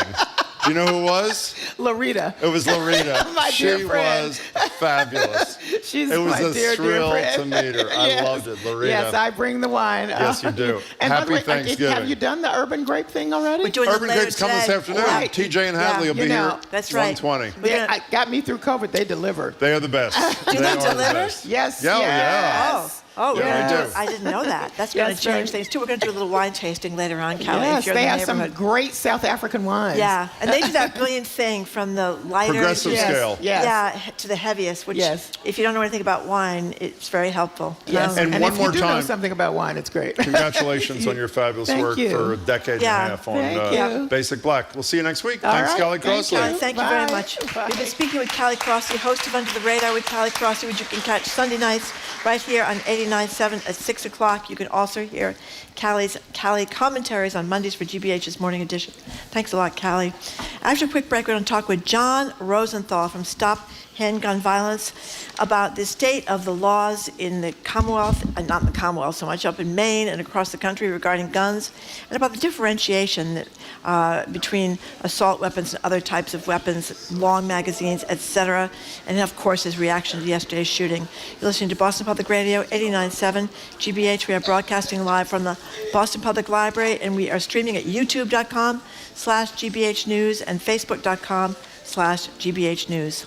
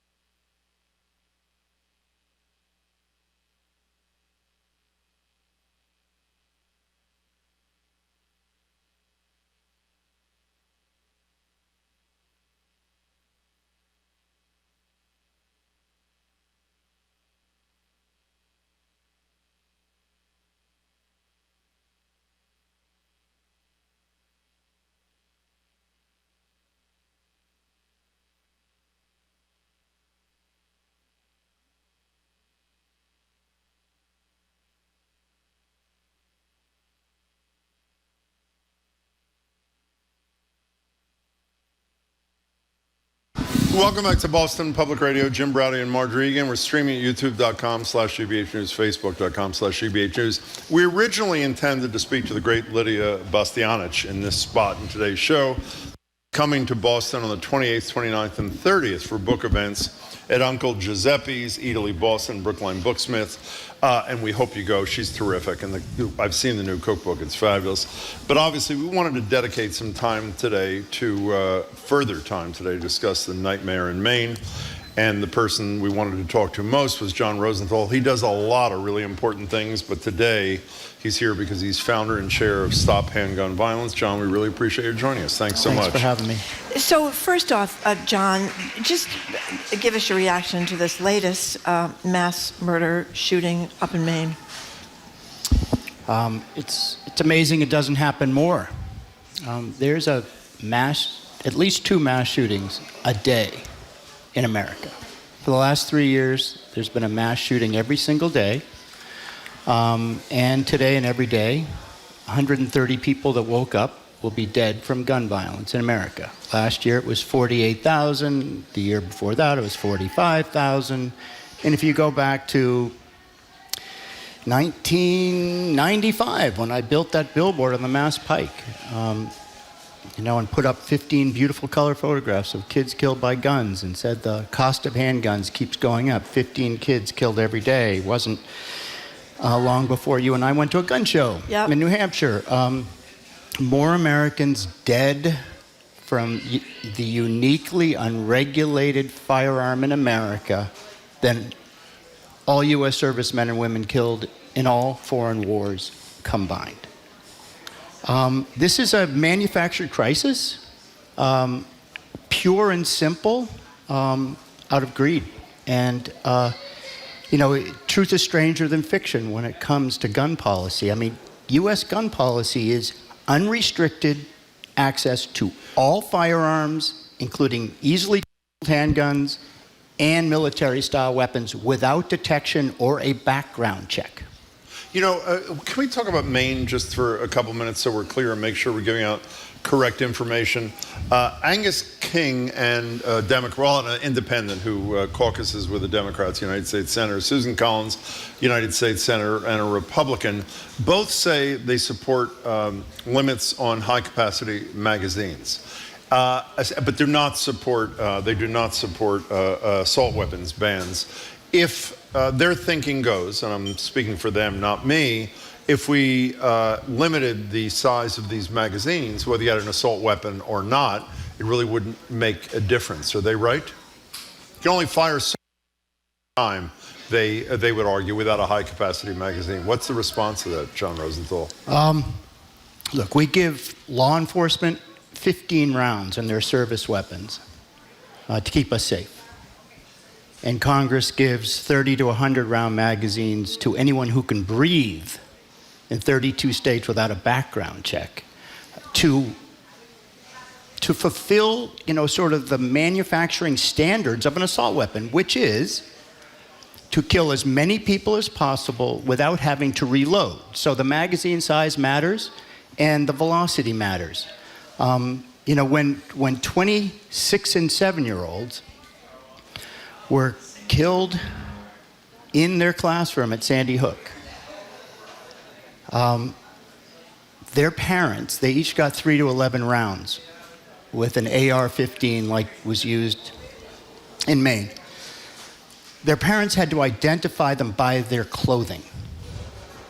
Yeah. Because they were indistinguishable looking. That is a weapon with a round that is designed for the military to stop incoming infantry to actually expand when it hits you. So the entry wound is about 1 inch in diameter. The exit wound is about 10 inches in diameter. It is designed for war. There is no purpose whatsoever in a civilized society other than to outgun cops and kill as many people as possible. If we reduced the number of rounds like we have in Massachusetts, nationally, it's 10 rounds in Massachusetts with our assault weapon ban.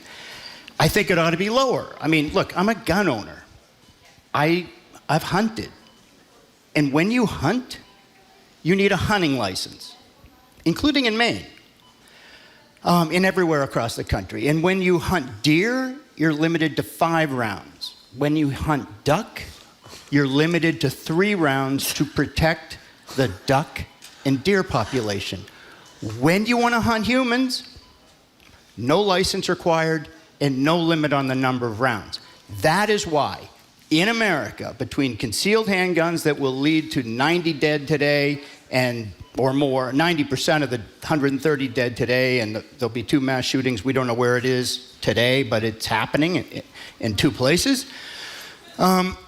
We have more gun violence in this country. We are unique in the world. We have more gun violence in this country than 30 industrialized nations combined. And I also want to talk a little bit about Angus King and Governor Mills. They actually got on television yesterday, and they said that Maine has the 2nd lowest gun death rate in the nation. And that is beyond frightening. This is a U.S. senator and the governor of a state who have not looked at the annual rankings that are presented by the Center for Disease Control and Prevention, the state rankings, that clearly show that Maine has a 12.6 per 100,000 firearm fatality rate. The national average is 12. They are way towards the bottom. They are nowhere close to Massachusetts with a 3.4 per 100,000 firearm fatality rate, which is the lowest in the country because we have the most effective gun laws. Maine not only exports their guns here, so we have roughly 2/3, 70% of gun crime that will happen today. And last year in Massachusetts, we lost 228 of our residents to gun deaths, and 688 here in Massachusetts were injured. The number 1 gun source state for crimes is Maine, where there's no background check. And the worst mass shooting in the history of Canada, 22 people killed in 2020, the weapon came from Maine. So not only do, terrorists from Hezbollah and Hamas and you name it, come to U.S. gun shows where they can buy guns undetected, we're also exporting death, including AR-15s made in Springfield, used at Parkland, used at Aurora, Colorado, used at Las Vegas, where 441 shot in minutes, and Congress didn't notice. So it is very disingenuous for elected officials in those states to not at least know that they are causing mayhem elsewhere because of their irresponsible gun laws. By the way, we should say, because we often blame the Republicans for all these things, Janet Mills, the governor, is a Democrat, and Angus King, while an independent, caucuses with Democrats. Can I ask you one more question, at least, about Maine? Mark Hers, one of our colleagues, interviewed people on the street in Maine after Representative Golden did his 180 yesterday and apologized to the people of Maine for having opposed assault weapons bans. Now he says he supports them. He stopped this guy, Dominic, and asked him what he thought about Golden's new position, again, in favor of an assault weapons ban. And here's what Dominic said, and I'd like you to respond to Dominic. Here it is. Shootings like this will always happen, not in Maine, but other areas. Copycats. It'll always happen. Even if you ban weapons, it will happen. You ban an assault weapon, okay, then I'll go buy a Glock, which I could carry 15 rounds. Not a big deal. What do you say to Dominic?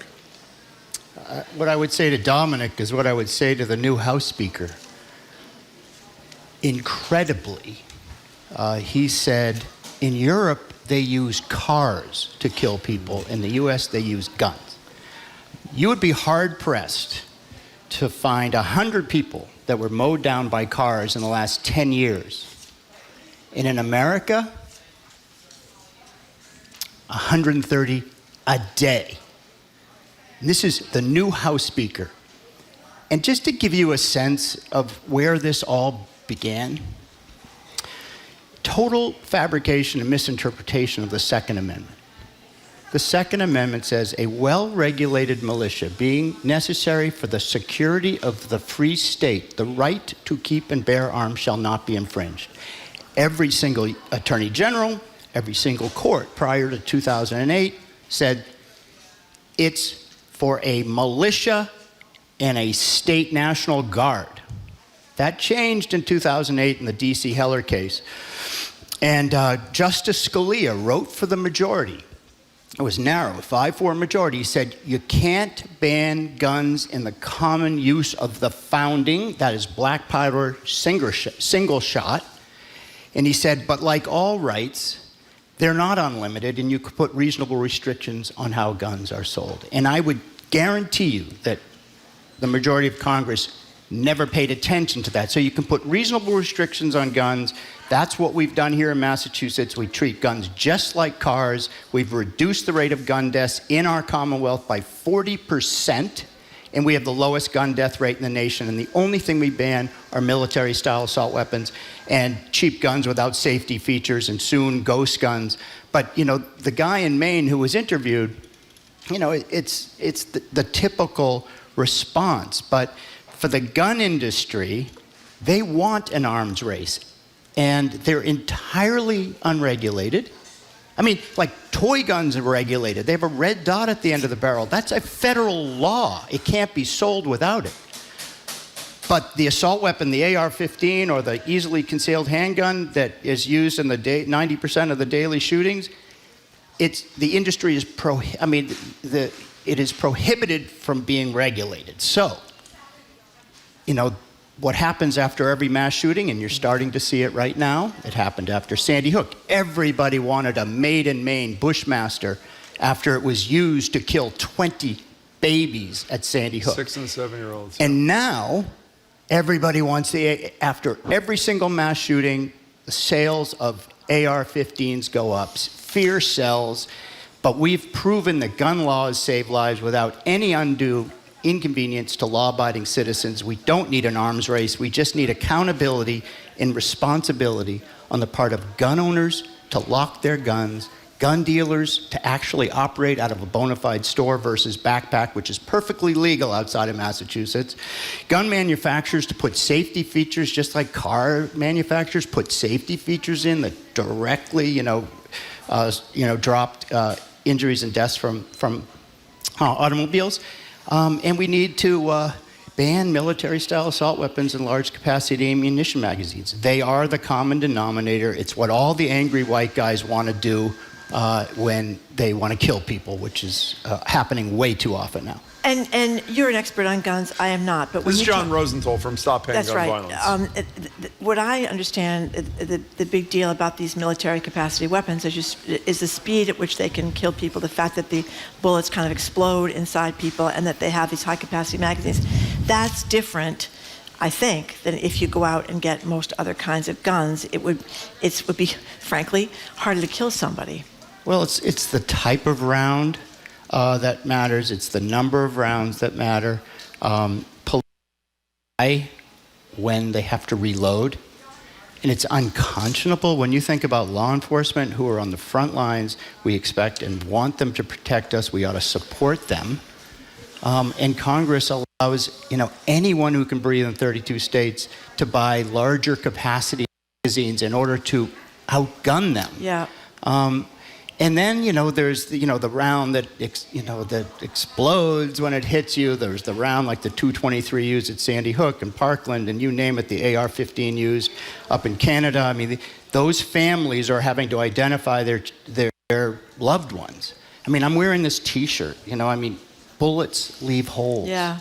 They leave holes in humans. They leave holes in families. They leave holes in communities, and they leave holes culturally, nationally. We are afraid of each other because, we're watching, this carnage that is totally unique to America. This is a choice that our Congress people have made.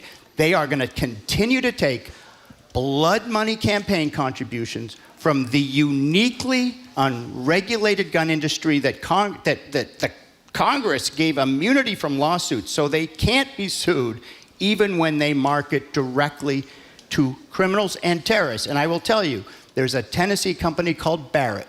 They make a 50 caliber sniper rifle. It has a range of a mile. They market it in their brochure as capable of taking down an aircraft. And they tell you where to put the round. Osama bin Laden bought 12 when he was on our side in Afghanistan fighting the Soviets. I mean, that's the weapon that David Koresh used at Waco. And there isn't a single manufacturing standard for that weapon. Nothing. The toy gun and the teddy bear have more federal regulations. John Rosenthal, you look like you're going to explode. Marjorie was saying before you got here today, we had a woman call from Newtown, and speaking of community, by the way, who said that it's not just the families who lost people. To this day, the trauma in that community is everywhere. Marjorie was saying she thought we were making progress. I said I found that, despite what Congress did last year, to be unduly optimistic. Who's right here? Yeah, I am about to explode. I mean, I started stopping gun violence in '94, over 1 million dead people ago. You could fill Fenway Park up 3 times over with the number of dead children since then. I mean, what have we become? I mean, I wish I could say it was going to improve. It's not. And certainly not with this Republican Congress, and certainly not if, the criminal enterprise and, Trump come back. But there is no other country, and I would even go as far as to say there's no other species that knowingly allows their children, the future of America, to be gunned down. The leading cause of death for children in America is firearms that aren't regulated. There's no limit on the number of rounds. We care more about protecting the animal population, and I love animals. But we care more about limiting the number of rounds and requiring a license for killing animals, but not humans? What have we become? And I will tell you what we've become is we are incredibly selfish. It is on us. And I see, a lot of people out there in the audience who are my age. This is not the way we grew up. This is on us. We have allowed, Gen Z, and I work very closely with David Hogg and March for Our Lives, and he tried to be here today, but he's actually trying to, elect a Gen Z candidate in Virginia right now on a special. Survivor. Yeah. These kids, anyone born since 98, they have not known a day in their lives where they couldn't be shot in school, and that is on us. And we have a big election coming up. 2024 is going to be the next most consequential election of our life. And when Gen Z, after Parkland, they came out in 18, they registered 75,000 voters. They weren't even old enough to vote. It changed the House. They came back in 20 and helped Biden win on this gun issue by only 42,000 votes, even though we got 7.1 million more. And they came out again, too. And they will be 40% of the electorate in 28, if they live long enough. John, we have quoted David Hogg from having told us and others that the ultimate, the solution, the fix will come when, and he didn't mean it quite this crassly, when our generation dies and those young people are running the country. But a caller called before and said, why doesn't Joe Biden unilaterally, under his executive authority, and there's a question at the end of this, raise the tax on all ammunition over a small amount for hunting? Two questions. One, could he do that? And apart from that, what else could Joe Biden do without congressional approval on the gun front that he hasn't already done? Not much, unfortunately. He can't do a lot without Congress. Okay. And until we change Congress, you know, gun deaths are going up. Now, in 2000, when Bill Clinton left office, the lowest crime rate in recorded history, you know, not to mention the economy being strong. And when, you know, George W. Bush came in, I mean, the number one priority, because cities like Boston, New Orleans, Detroit, Chicago, San Francisco, LA, they were all suing the gun industry for not doing more, just like, you know, we historically sued the automobile industry for not doing more. And, you know, car deaths have precipitously decreased since the 20s, like 80% decrease. We could do that with guns. Like we did 40% decrease in Massachusetts with gun violence, even though we border Maine, New Hampshire, and Vermont that have no background check. It is not we are not going to be lucky enough to maintain this record. You know, the main guns are coming here, Maine, Vermont, New Hampshire, Florida, in Mississippi, Alabama, the primary gun source states. For crime in Massachusetts, all states without background checks. At some point, you know, the shooter's going to follow that gun. We are not exempt in this state, and we do not have the gene to bury our children and ever be the same. And we are allowing that to happen, you know, at the rate of, and family members, at the rate of 130 a day, because we don't hold our Congress accountable, and we have to. John, we only have a minute left. How did the assault weapons ban of, I guess, 94, that obviously expired after a decade, how did that do? What was the effect of it? It was remarkable. So in 1994, 19 specific weapons were banned under the federal ban, and magazines larger than 10 rounds. 450,000 law enforcement, all the national agencies supported it, and there was a 66% reduction in the number of those weapons showing up in crimes. And it expired in 2004, and soon after that, George W. Bush gave immunity, so you can't sue the gun industry. And I want to leave you with this. In Massachusetts, we have a federal ban on assault weapons. We've added copycat weapons, so it's not just 19 specific weapons, it's weapons that have a certain function, not a name. Like, you know, on the federal ban, the Colt AR-15 was banned, the Uzi was banned. So Bushmaster, you know, in Maine, made the Bushmaster AR-15 use at Sandy Hook. And Smith & Wesson here in Springfield made their version of the AR-15 that was used at Parkland and any number of other places. We added copycats. It was very effective. And then we enforced that. And Morgan is the person that did that. She is as courageous an attorney general and as great a governor, I hope, as she was an attorney general.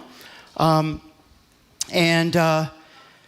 know, unfortunately, we've gone the other way nationally. But in Massachusetts, more assault weapons are made here in Springfield, Mass. that aren't allowed to be owned here or sold here than almost every state combined.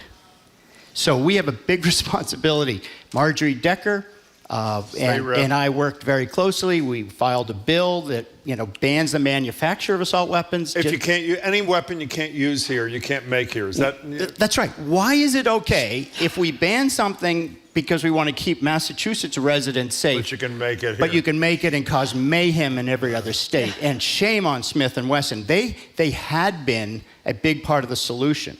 And I actually brought the former president to meet Bill Clinton at the White House. He agreed to put smart gun technology into firearms. Smith & Wesson made a child-proof gun and marketed it in 1903. So they know the technology.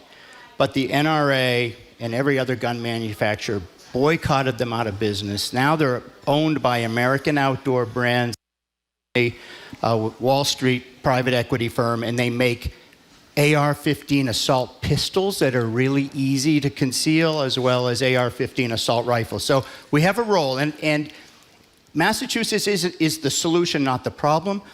But to save our children and to save our country and to save our democracy, anyone you know in any other state, support Gen Z, support the March for Our Lives, and get people out to vote. Because if we come out to vote on this issue, we win. And we protect the future of our children. John Rosenthal, thank you so much for your fabulous for being work. with us, John. We've been speaking with Stop Handgun Violence founder and chair, John Rosenthal. We're very grateful, John, for you coming in. Good to see you, John. Anytime. After the break, we're going to talk with Boston Globe columnist Shirley Young about Mayor Wu's latest plans for a sweep on Mass and Cass, and a great series on housing, how hard it is to buy a house in Massachusetts. Shirley Young is next. You're listening to Boston Public Radio, 89.7 GBH, streaming at youtube.com/GBH News and facebook.com/GBH News.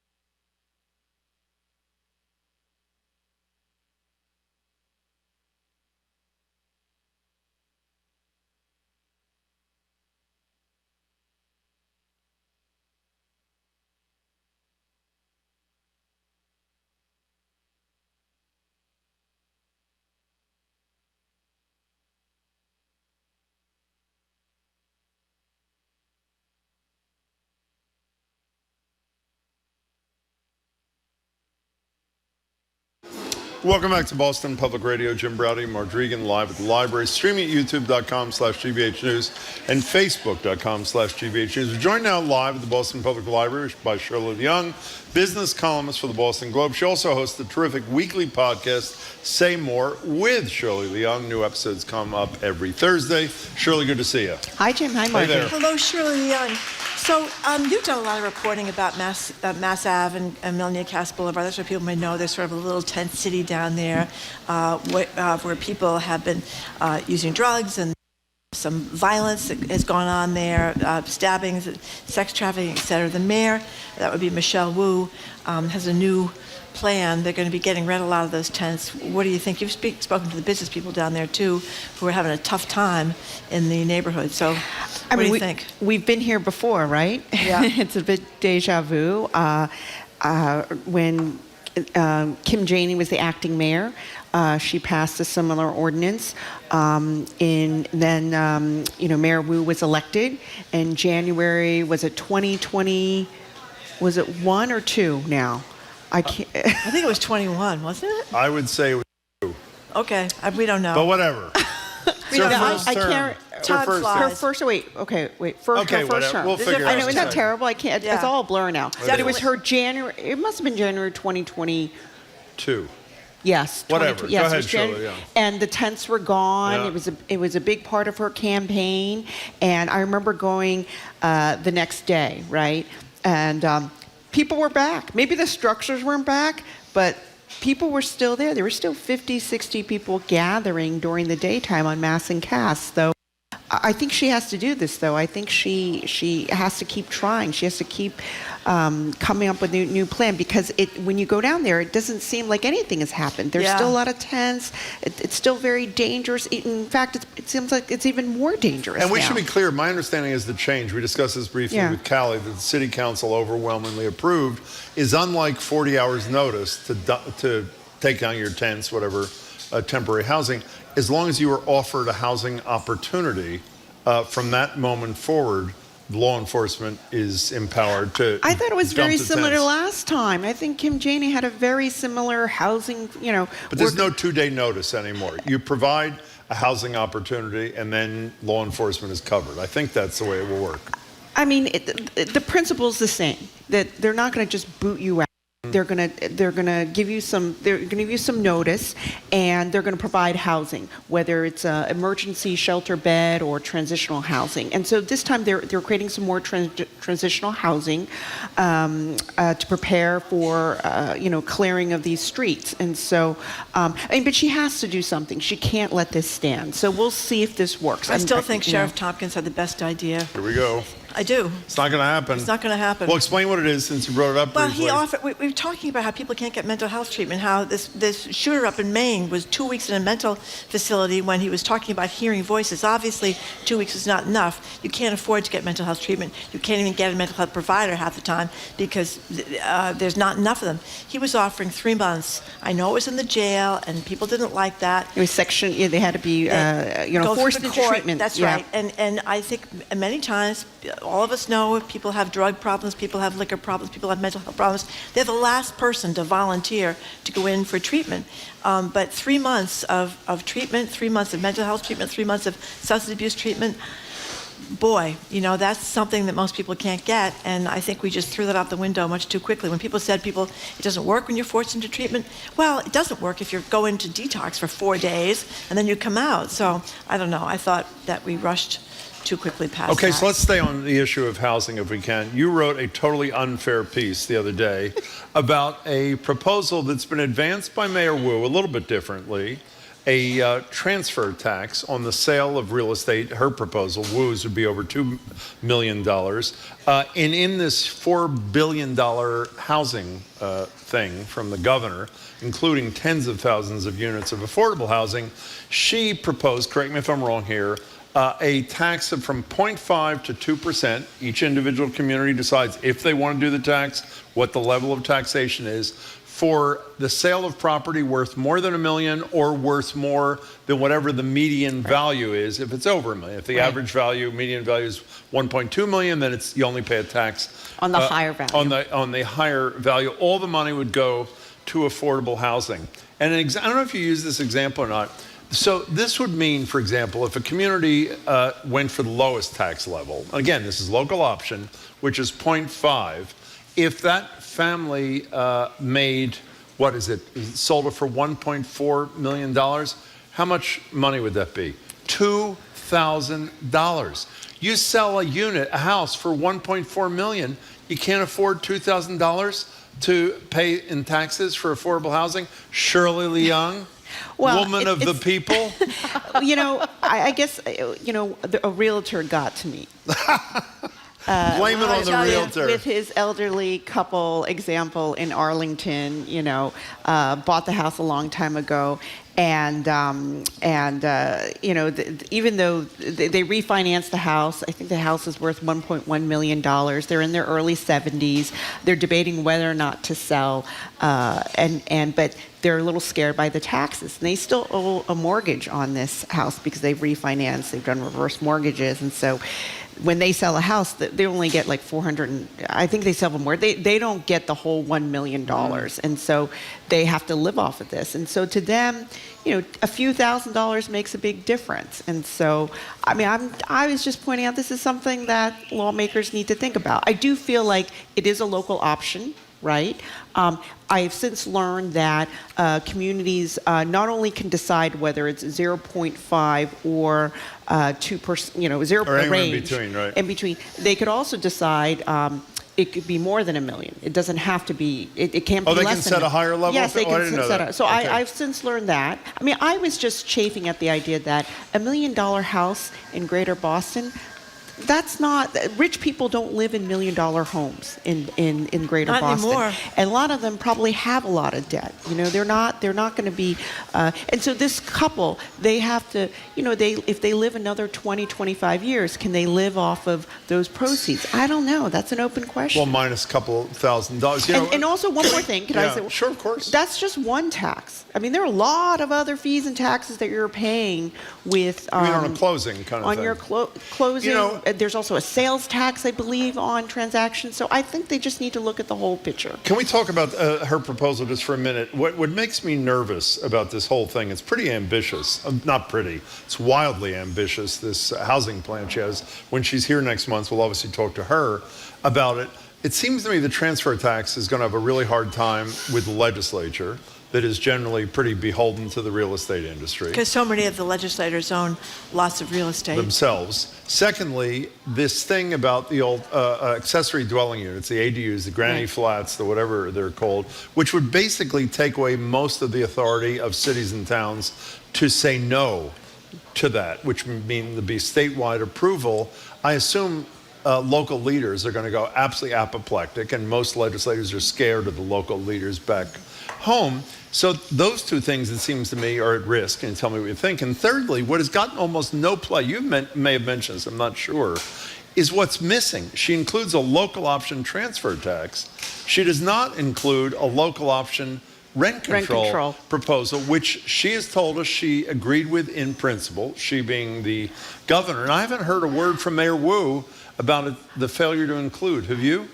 I haven't, but I assume Governor Haley picked her poison here. I'm sure she did. Right? She picked transfer tax, and she came out in a big way. And think about her transfer tax proposal is the $1 million threshold is lower than Mayor Wu. It's half of Mayor Wu's, which right, is $2 million. I agree.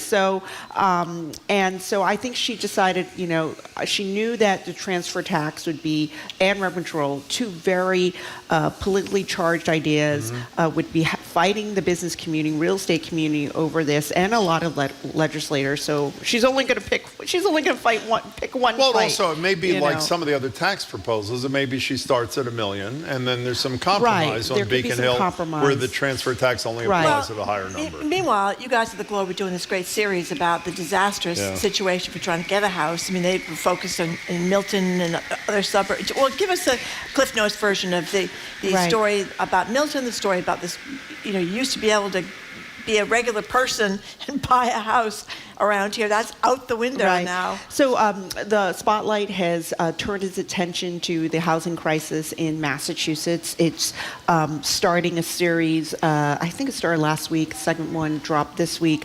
A little bit different from previous Spotlight series where, you know, they run one story, you know, one after the every single day for a week. Yeah. And now they're spreading these out. I like over, it. Gives you more time to read them. More time to read, digest, react. And so the first one was from my colleague Mark Arsenault. He wrote about my town, Milton, and about fighting an affordable housing project. It was really a snapshot of how difficult it is to get the suburbs to build more housing. Yeah. I think it was. I think they focused on Milton because I think there was like town land, and the land was 2 given, acres. Big zoning laws and stuff. Right. It was land given to help. You know, poor households, the poor in Milton, and instead of helping the poor, they sold it to a developer to build mansions, and so it's like, oh man. Anyway, so it kind of just highlighted the big debate about how hard it is to build affordable housing. And the second piece by Didi Copley, she wrote about a family, one family. That was a great piece. For a century in Watertown. And how it was much easier a century ago people working class people to buy homes and working class families to buy homes, and how that home has been passed down from generation to generation. But now the current generation, they couldn't buy a home like this, and a lot of the descendants among them, there are very few, or I think only one of the kids they profiled was actually a homeowner. Yeah. And others are struggling, and so there'll be I think maybe half a dozen stories until the end of the year. By the way, GBH, our colleagues, did a wonderful series on the housing nightmare too, Priced Out. Oh, Priced Out. It's also available online at GBH. Yeah, you can get it at GBH. I just want to mention, I mean, there's this whole Baker thing where if you're on the T, you got to set aside enough denser housing, and I guess you have to build housing. It requires certain zoning changes. Yeah, so that you can build that dense housing. And Arlington, I guess they had a big fight there, but they finally passed, being the largest community around here, to pass these new land use rules. So I think that's going to matter somewhat, I hope, if all these towns... I think it's huge. Yeah, it'll be huge. And Andrea Campbell, the Attorney General, is pretty, has told us, you're not going to be able to sneak your way out of this one. Well, it seems like there's almost universal compliance. I think she told us last month there was only one community at this stage that had been somewhat reluctant. Oh, wow. I think, I'm right, That's very impressive. few. Can we stay on housing one more Girls are in charge. second?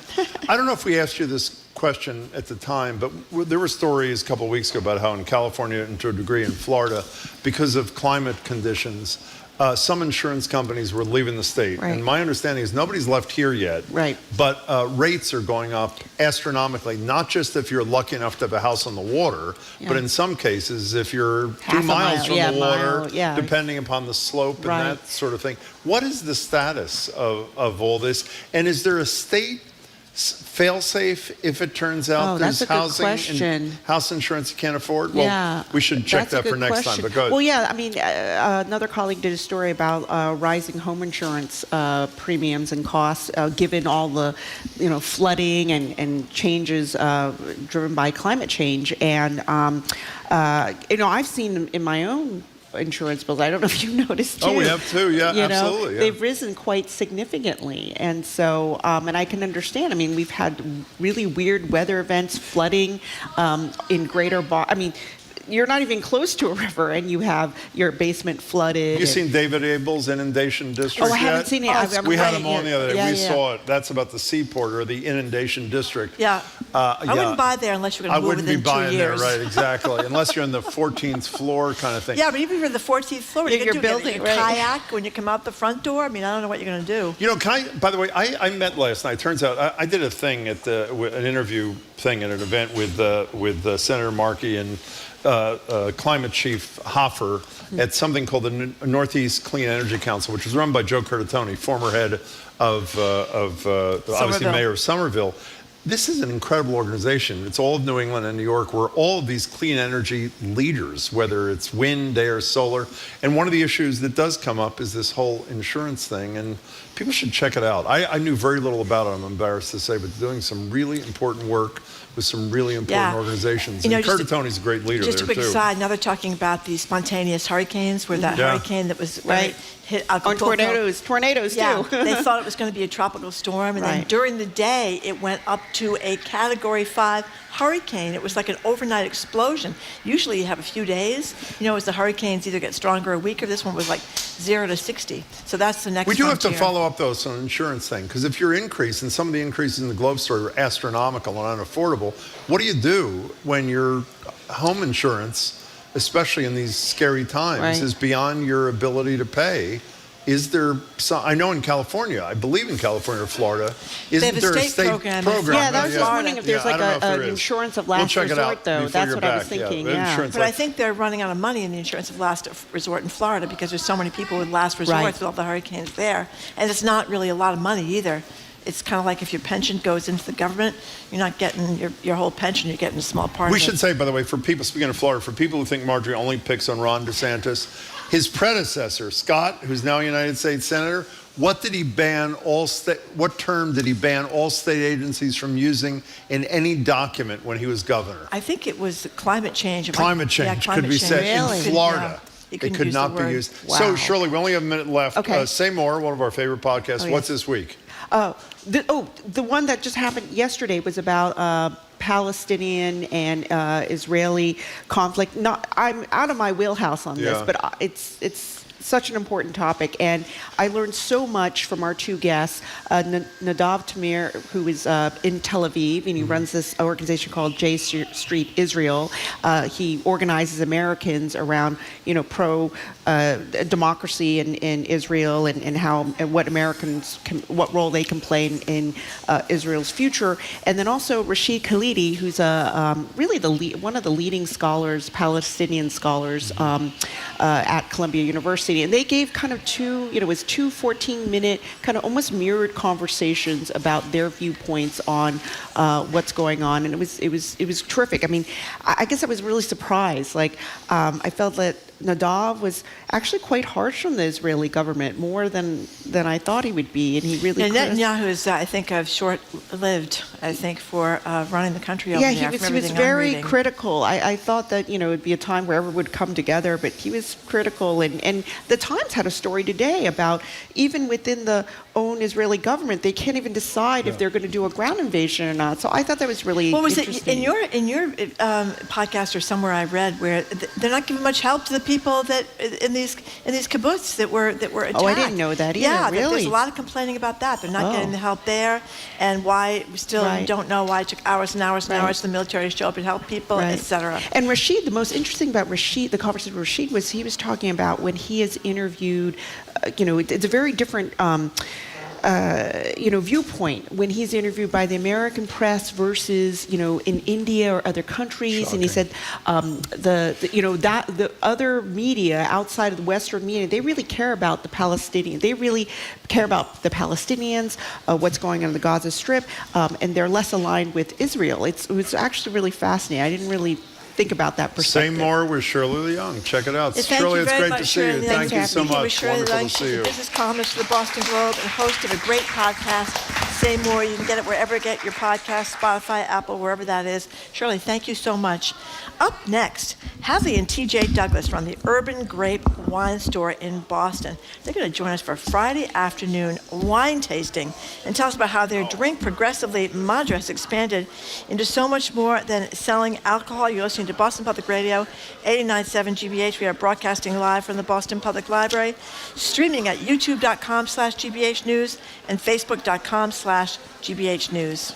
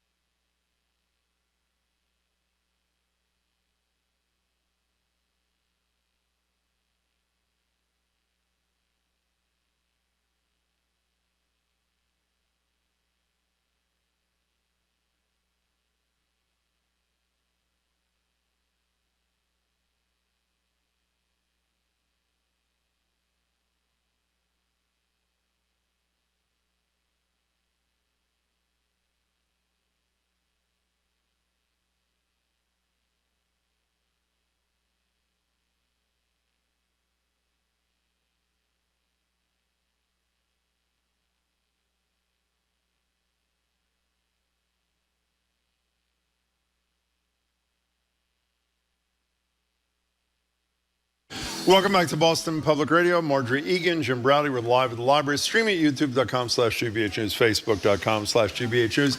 It's almost the end of the day on a Friday, almost the end of the week. As good an opportunity as any to taste some wine, courtesy of the wonderful people at the Great Urban Grape. We met this husband and wife duo. We were talking this morning, TJ and Hadley Douglas, when they owned this itty-bitty little wine store on Columbus Avenue. They're founders of Progressive Wine Company and the Urban Grape. and I want to check to make sure I'm right in a minute, America's largest certified black-owned beverage retailer. Is that true? You're nodding in agreement. It is. Unbelievable. They also have plans to open a new location in D.C. and a ton of other things we'll talk about. TJ and Hadley, it's so great to see you both. Thanks for being here. Great to see you both, too. So tell us, Jim was talking about yesteryear's a teeny little wine place in the South End. It wasn't that teeny. No, I know, but it was a different time. But in any case, give us the backstory. Where were you a decade ago? Oh my God. A decade ago, we were a teeny little wine store. I mean, we had this idea of just opening kind of a mom and pop wine store.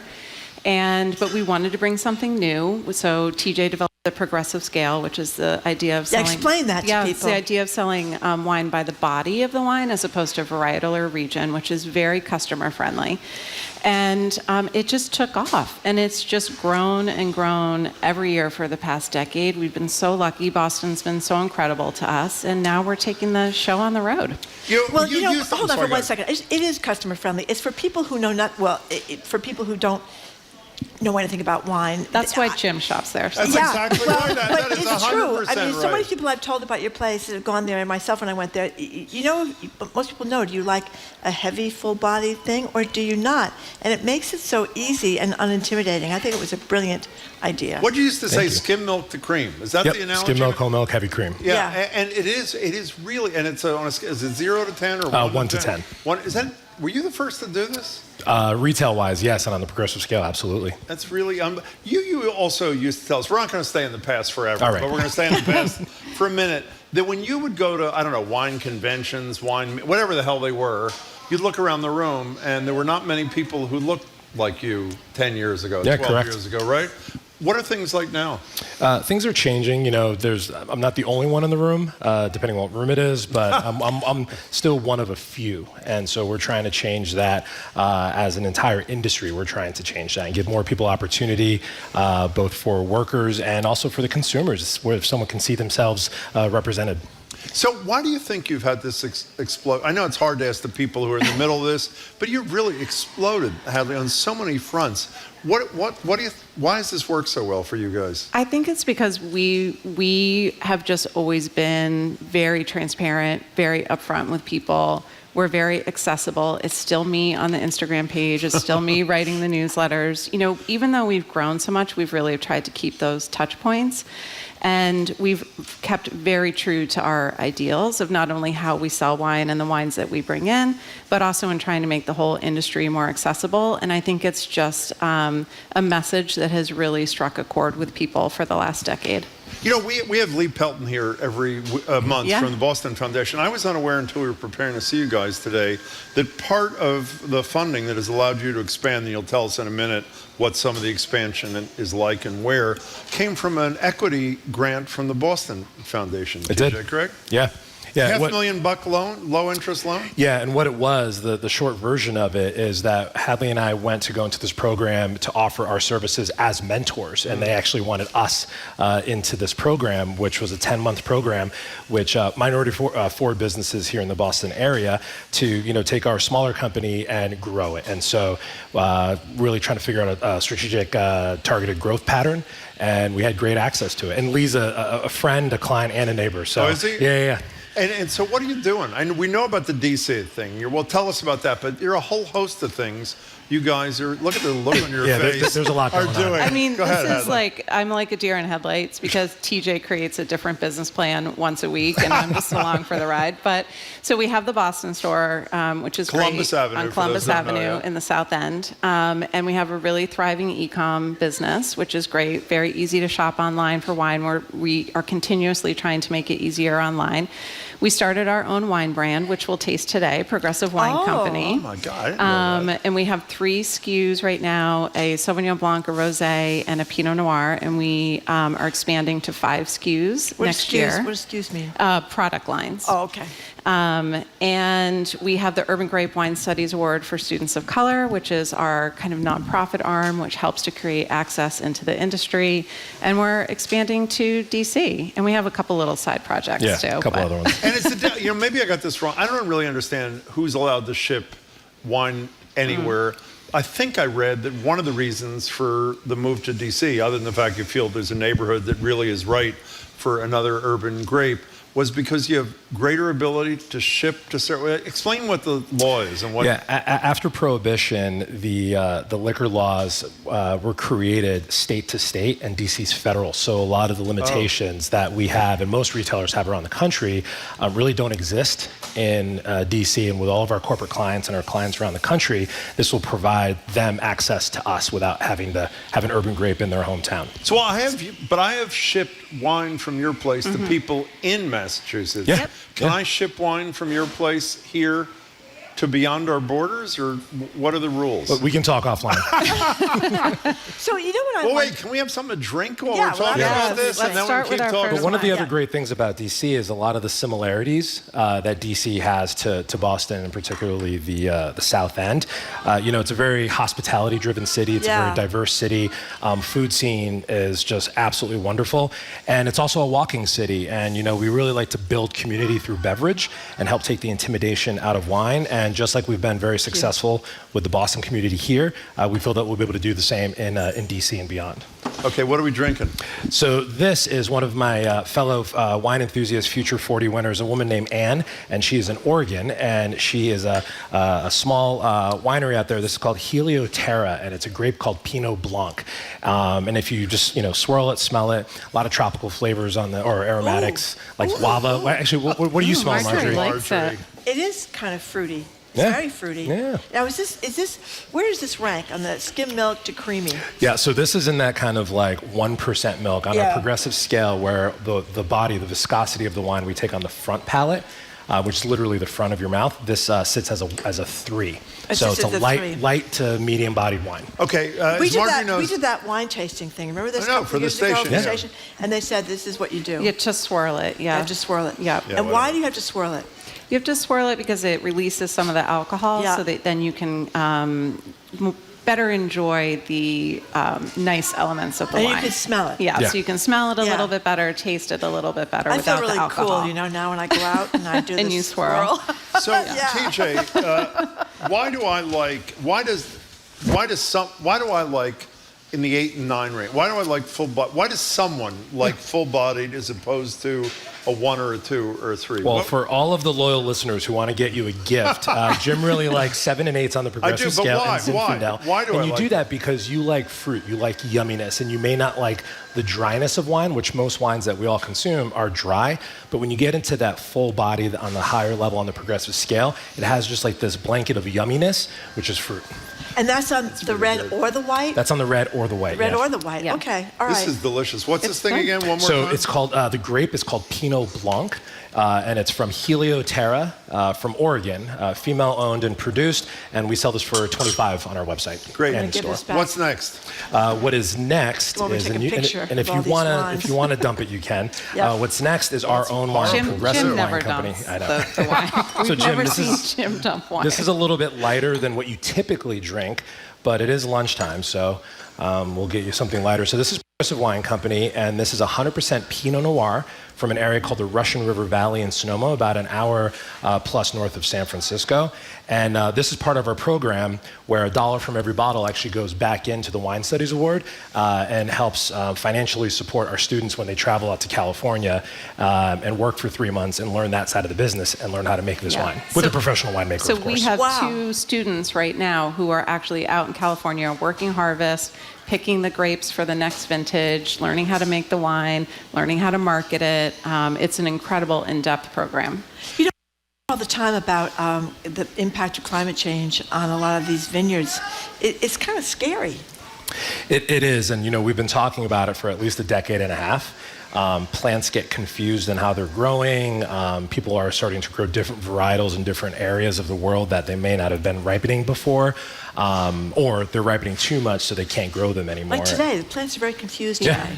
It's the number one thing when we go to vineyards or talking to winemakers, number one thing they want to talk about. Yeah. And all of them are very aligned that climate change is really making it difficult to make wine. Yeah, I mean, this is farming, right? It goes back to farming, it's agriculture, so. How much does this great red wine cost? So the Progressive Wine Company is $38. $38? Yep, and. Yeah, I mean, this is unbelievable. I mean, this is, okay, let me finish this. Let's keep talking. No, let me finish this for a second and we'll keep talking. Was COVID, I mean, I hate saying this, so I have to say it carefully. It's a good question, though. Well, then I'll ask it, and people know what I don't mean. Was COVID good for the wine business with people shut at home and depressed and whatever? No? 1,000%. It was. Yeah. It was. Well, thank you for your honesty. For people in the wine industry, it was great because there was a lot more consumption, which has actually also kicked off a lot of people getting into non-alcoholic wines because of the consumption over COVID. Oh. Yeah, but it really brought a lot more people into this wine industry because, wine is very scary.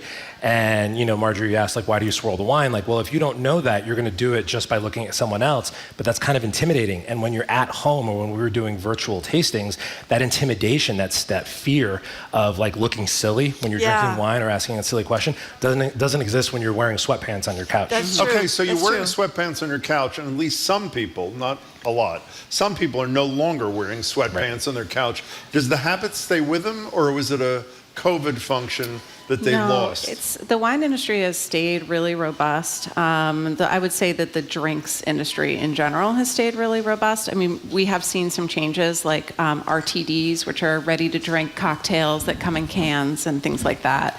As TJ was saying, some of the non-alcoholic. We have seen shifts in what people are buying, but people are still really engaging with the beverage industry as a whole. They're looking for creative options. I do think that coming out of COVID, a lot of industries have seen this, that people want fresh and new ideas. Yeah. They want the new thing. So how weird is it? You're married and you're working together all the time. Don't you need a break? Why did you have to ask that? Weren't we having a good time? Yeah, I mean, but it's hard. But it's going to be hard. Maybe one can go to DC and get a little time on your own or something. But it's hard. The hardest part is, laying in bed at 11 p.m. talking about work, or talking about our team or customers or a new business that I want to start because I see an opportunity. And that's the hardest part about turning it off. Yeah. But other than that, we're a great team. We do two different things in the company, and we kind of, we may we may come from it at different angles, but we always end up at the same finish line, which is what's best for our company, our team, our customers. So how do you divide it? You're doing the newsletter and all that kind of stuff? Yeah, I do more of the marketing and new business development, and TJ really works with the buying and selling teams, does a lot of the financial stuff. So we do have our own fiefdoms, and that really helps. And listen, we would be lying if we said there aren't some knockdown, drag-out fights every once in a while, but we really are so supportive of each other, and it's been a hard few years. We've had the pandemic, we had Black Lives Matter, we had starting our foundation, we had wanting to expand and going through this program and raising money, and it's been a hard few years, but when I'm having a bad day, TJ's having a good day. And when he's having a bad day, I'm having a good day. We keep each other very balanced. So I think that's been a real blessing for us. What were your when you started this thing, and I'm sure we had this discussion with you when we met you, what were your expectations of this business? What was it, 12 years? How many, 12 years Yeah, so our ago? first store was in Chestnut Hill that we opened up in 2010. What was your expectation? Not what we're doing now, Jim, seriously. You know what? I wanted to get out of the distribution side of things and help bring hospitality to the retail trade. And so we had this very small store, which is now in the street. And I had this idea of, I'll buy wine, I'll bring my acoustic guitar to work and finish trying to learn the 12 songs that I couldn't learn in college. And that's not what it is. And that's and it's interesting that's actually the romantic side of the wine industry. People are like, oh, I'd love to open up a wine shop or a cheese shop. It is so much hard work, but it's fun and it keeps you on your toes. Are you nervous about, this is, and all we're making jokes about it. You're expanding in a serious kind of way, all the different ways you're going to be getting stuff to people, mentoring young. Yeah. Does that make you nervous kind of thing, Hadley? I wouldn't say it makes me nervous. I do get overwhelmed sometimes. There's a lot of work to be done, and we have 14 and 2 boys, 14 and 17, and we're parents first. Right in the middle. Yeah, right in the middle of it all. And we're parents first. So for me, it's always about how do we make sure that we're still, maintaining time with our kids and things like that, despite the travel and all the work. But so I'm not really nervous because Boston has supported us. We have investors that are so wonderful. The Boston Foundation has been wonderful. I know we're very well supported, but there's just a lot of work to be done. We've had this discussion, not in the last couple of years, about how to teach kids to drink. And you have a 14 and a 17-year-old. And one of the worst things in the world, I think we agree on this, is having your kid never have been allowed to taste Completely alcohol agree. till they're legal. And Yeah. in places like France, they're having a little taste of wine at 11, and they get used to it. And that. What do you do with your 14 and 17-year-olds? 14-year-old helps Hadley cook and loves cooking and has like a great palate in food and stuff like that. And so he'll like to try new things when we're cooking and I'm trying to pair wine with food at home. And our older boy is like, that stuff's disgusting. I don't want to. Is that true? Yeah, he can't. Although he can't he's stand kind it. of getting into champagne. I mean, Well, he loves champagne, Let's start yeah. right at the top. Who doesn't like You know, champagne? He does like My champagne. kind of kid. I like that. What's the third wine you brought? So the third wine, luckily enough, as now that I'm also a producer of wine with Progressive Wine Company, I am lucky enough to be a part of the Association of African American Vintners, which is an association in California that's been around for about 25 years that no one's really ever heard of. Yeah. And so African American Vintners? the Is that what it's called? Association of African American Vintners. Yep. Okay, yeah. And so the wine that we're tasting now is an 8 on our progressive scale, an 8R. Now we're R is for talking, red. thank Now we're in your world, Jim. And why I bring up triple AV Oh is my because God, it's we're right. drinking Phil Long's wine, and Phil is the president of the of the Association of African American Vintners. And and it's beautiful. So for those of you who are salivating in your cars or here in the audience or at home, this is Cabernet with a little bit of Petite Syrah, which is like this kind of like blueberry pie kind of flavor in grapes. And this is just yummy Cabernet from It an is area yummy. called Alexander Yeah, Valley in Cabernet. Sonoma. We need to go get burgers and this bottle of wine and just have a good What's afternoon. that called? What's that one called? This is 32. 32. Do you Yeah. think that, maybe this is a ridiculous idea, but I always thought that the real wine drinkers are red wine drinkers and kind of the amateurs are white wine drinkers, because everybody on these reality shows is always drinking Chardonnay. Yeah. I mean, is that what people think in the business? Yeah, but they're drinking bad Chardonnay. They're so. drinking bad Chardonnay. Yeah. I don't know. You I mean, can it's tough. probably answer People say that they better. don't like sweet wines, but especially here in the United States, we have a very sweet palate. We drink a lot of juice, we drink a lot of soda, we eat a lot of candy, a lot of sweets, right? And then when we go to wine, we drink dry. But we kind of confuse dryness, which is acid, versus like extra ripe fruit, which gives us a sensation of sweetness, but it's actually not sugar sweet, it's like ripe fruit sweet. And so I think the easiest way for people to start off drinking, and why people that may not have a lot of experience, like actually tasting and thinking about wine, is starting off with that like high fruit yumminess, that kind of what they would describe as sweet, even though in the wine world, it's actually a dry wine. So Chardonnay does that, right? That creamy butteriness of Chard, the kind of sweetness, the almondy of like a Riesling or something like this, but also like this is like blackberry and raspberry and cherry notes on this. This is a big, bold, dry wine, but it has that layer of yumminess.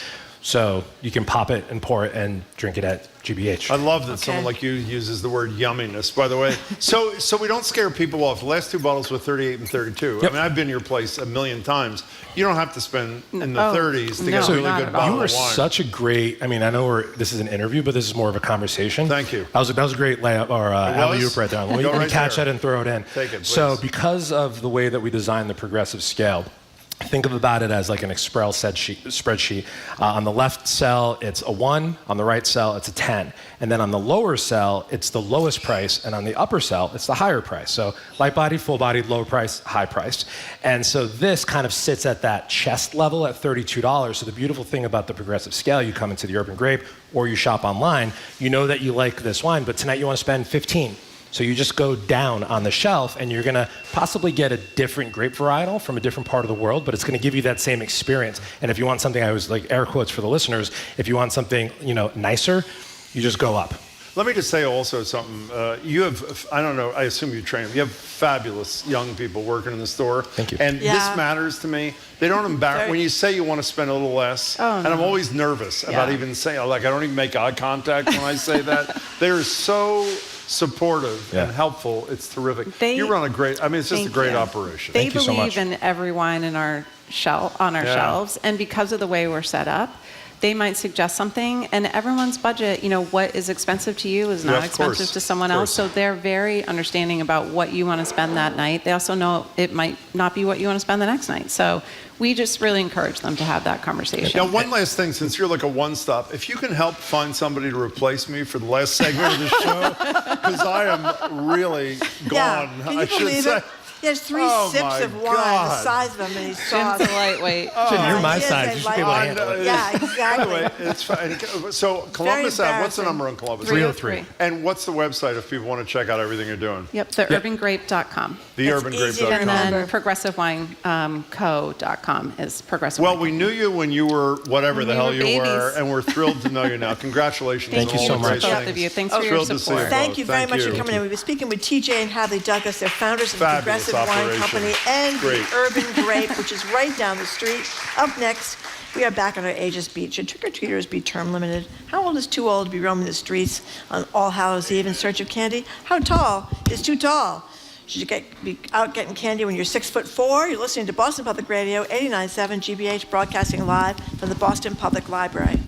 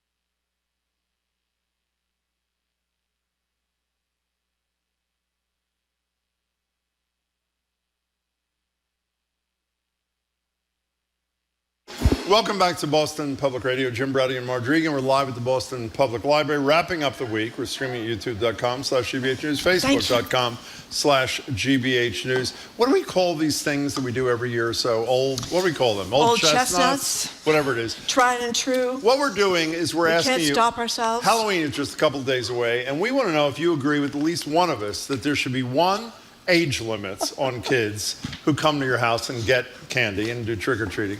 2, height limits. Do we agree there should be height limits too? Like I said, kids are taller these days, but I would say once you get over 6'2", you gotta kind of reassess. And 3, if the kid who comes to your door says, trick or treat, I would suggest you send them home without gifts. So what do you think? Should we be more lenient when a young person wants a fun-sized Three Musketeers bar? Or did Larry David, of course, have it right when he chewed out those 13-year-olds in an episode of Curb Your Enthusiasm? How old are you? 13. You look more like 16 or maybe even 17. No, we're 13. Can we just have our You're candy, 13? please? Can I get some candy? Where's your costumes? I'm being my sister. You're being your This sister. is my costume. Teacher. You're a teacher, yeah. So can we get Boy, some candy, I'd like to get Grandpa? my seat in Honestly, your can we have our class. candy? Yeah, candy. Hello. Yeah, I don't think so. Are you kidding? It's Halloween. Yeah, I know. Yeah, it doesn't mean that you're entitled to just go around to people's homes and bilk them out of candy. Are you kidding? Yeah. Got for nothing. Hey, holy call. 877-301-8097. I left out that criteria. Height, depth of voice, age, and you got to wear a costume. If a kid comes to your house, even if they're 12, and they're not wearing a costume, do they get candy? No, they shouldn't, right? Yeah. Well, there's a certain threshold you got to cross, I think. You know what I've noticed, though? In so many towns now, there are like certain streets that are like trick-or-treater streets. My street isn't one of them, so I'm all out there and I get like 10 kids. But around the corner from me, the whole street, I have a friend who spends like $400 every year on candy because it's nonstop in her street. And you know what else I've noticed? No. A lot of Halloween decorations. Have you not noticed that this year? You know what I found really hard, though, What? which is really difficult for an adult? It's very hard to watch television in my house when the lights are off and you're slinked down on your couch on Halloween night. You know what I mean? It's very hard to see the screen. Yeah. 877-301-8097. We can add that to the discussion, too. Do you look forward to the legit kids, the ones 6, 7, and 22 years old, and have kids' voices and have a costume. Do you look forward to that experience? You probably like that, I would bet. Do you Well, not? it's fine. I bring my work downstairs. I sit in the front steps, or I sit in this. If it's cold, I sit right inside the stairs and watch them to come. And some of them are really cute. But like I said, I don't get that many anymore. Now, Pete from Dedham says it's never too old to be a kid. All trick-or-treaters are welcome. Says you should think about the special needs kids, and Halloween is all about whimsical fun. I'd given candy to an adult if they showed up in a creative costume, and extra candy if they bring their dog in a costume. So when you were, before we get to the calls at 877-301-897, when you were a kid and you went trick-or-treating, what was the favorite thing that when you got to a house that had X, what was the thing that caused you great jubilation? Well, I got mugged one year. Susan Fraser and I got mugged, so that was like By whom? I told you this before. No, oh yeah, she had one of those. She had a Betty Boop costume on. You know, the whole you did the I big love plastic Betty Boop, thing, with the huge and her eyes head. are coming out her foreheads. And some these guys came and they stole all our candy. And Susan was on her back with her little legs like a fly, her little legs and hands They sticking up in the air. stole all your candy? I tell you. How old were they? I don't know how old they were. I was like 7. I tell you, it was a dog eat dog in That's Fall one of the River. It was saddest tough. stories It was I've tough. ever heard. A tough neighborhood. You had to be careful trick or treating. So that was kind of a tragedy. But you know, the best thing ever doesn't do it anymore because they don't live over in Fairweather Street. What's that? Bill Weld, when he was the governor of the Commonwealth of Massachusetts, he used to do apple bobbing. You would stick your head in the and bob foyer for apples. of his rambling, falling apart house over there on Fairweather Street in Cambridge. And remember, there was a great story.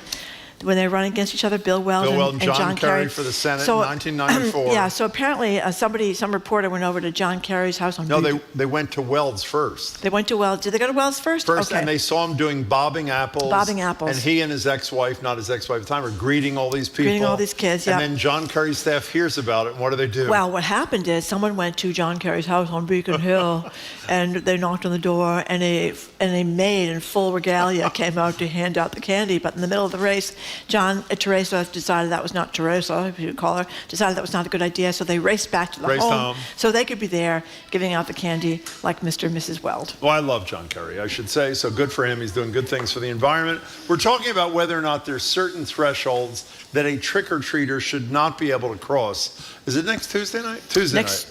Monday or Tuesday, I'm not sure. Pamela, you're in Milton. You're first on Boston Public Radio. Hey there. Hi, guys. Hi. And I accept most of the time, but I do with you.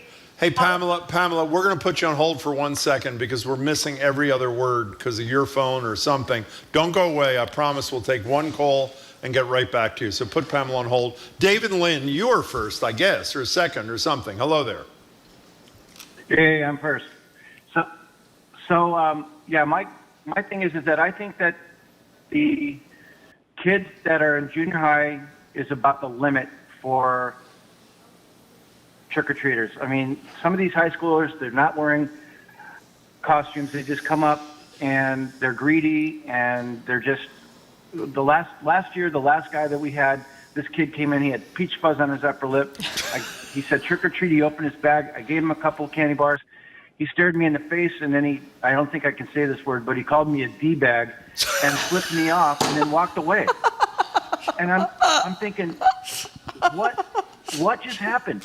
I gave the kid a couple candy bars. You know, I think I had obviously 4 not left. enough, Dave. Yeah, and it's like, I feel like, you know, they just don't care and then they're not appreciative.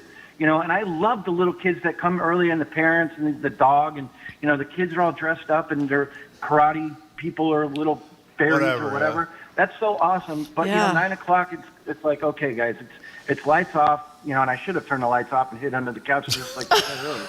But that's Tough my crew. Story. Dave, that was a spectacular call to start the conversation. Thank you very much for doing that. 877-301-897. I think he's got it right. I don't know how you distinguish that. And 9 o'clock is a little late. Junior high is like the right level, don't you think? Junior high? Yeah, but teenagers do. By the way, if Marjorie is so full of it, you would never say no to anybody who came to your door and asked for candy. Is that true? Well, you never know. You don't want to antagonize them, Jim. You don't know what could happen. You know what I mean? Exactly. You know, It's a dangerous world. Yeah, you could have your house egged or whatever. You know, I'm still recovering from my trauma of being mugged.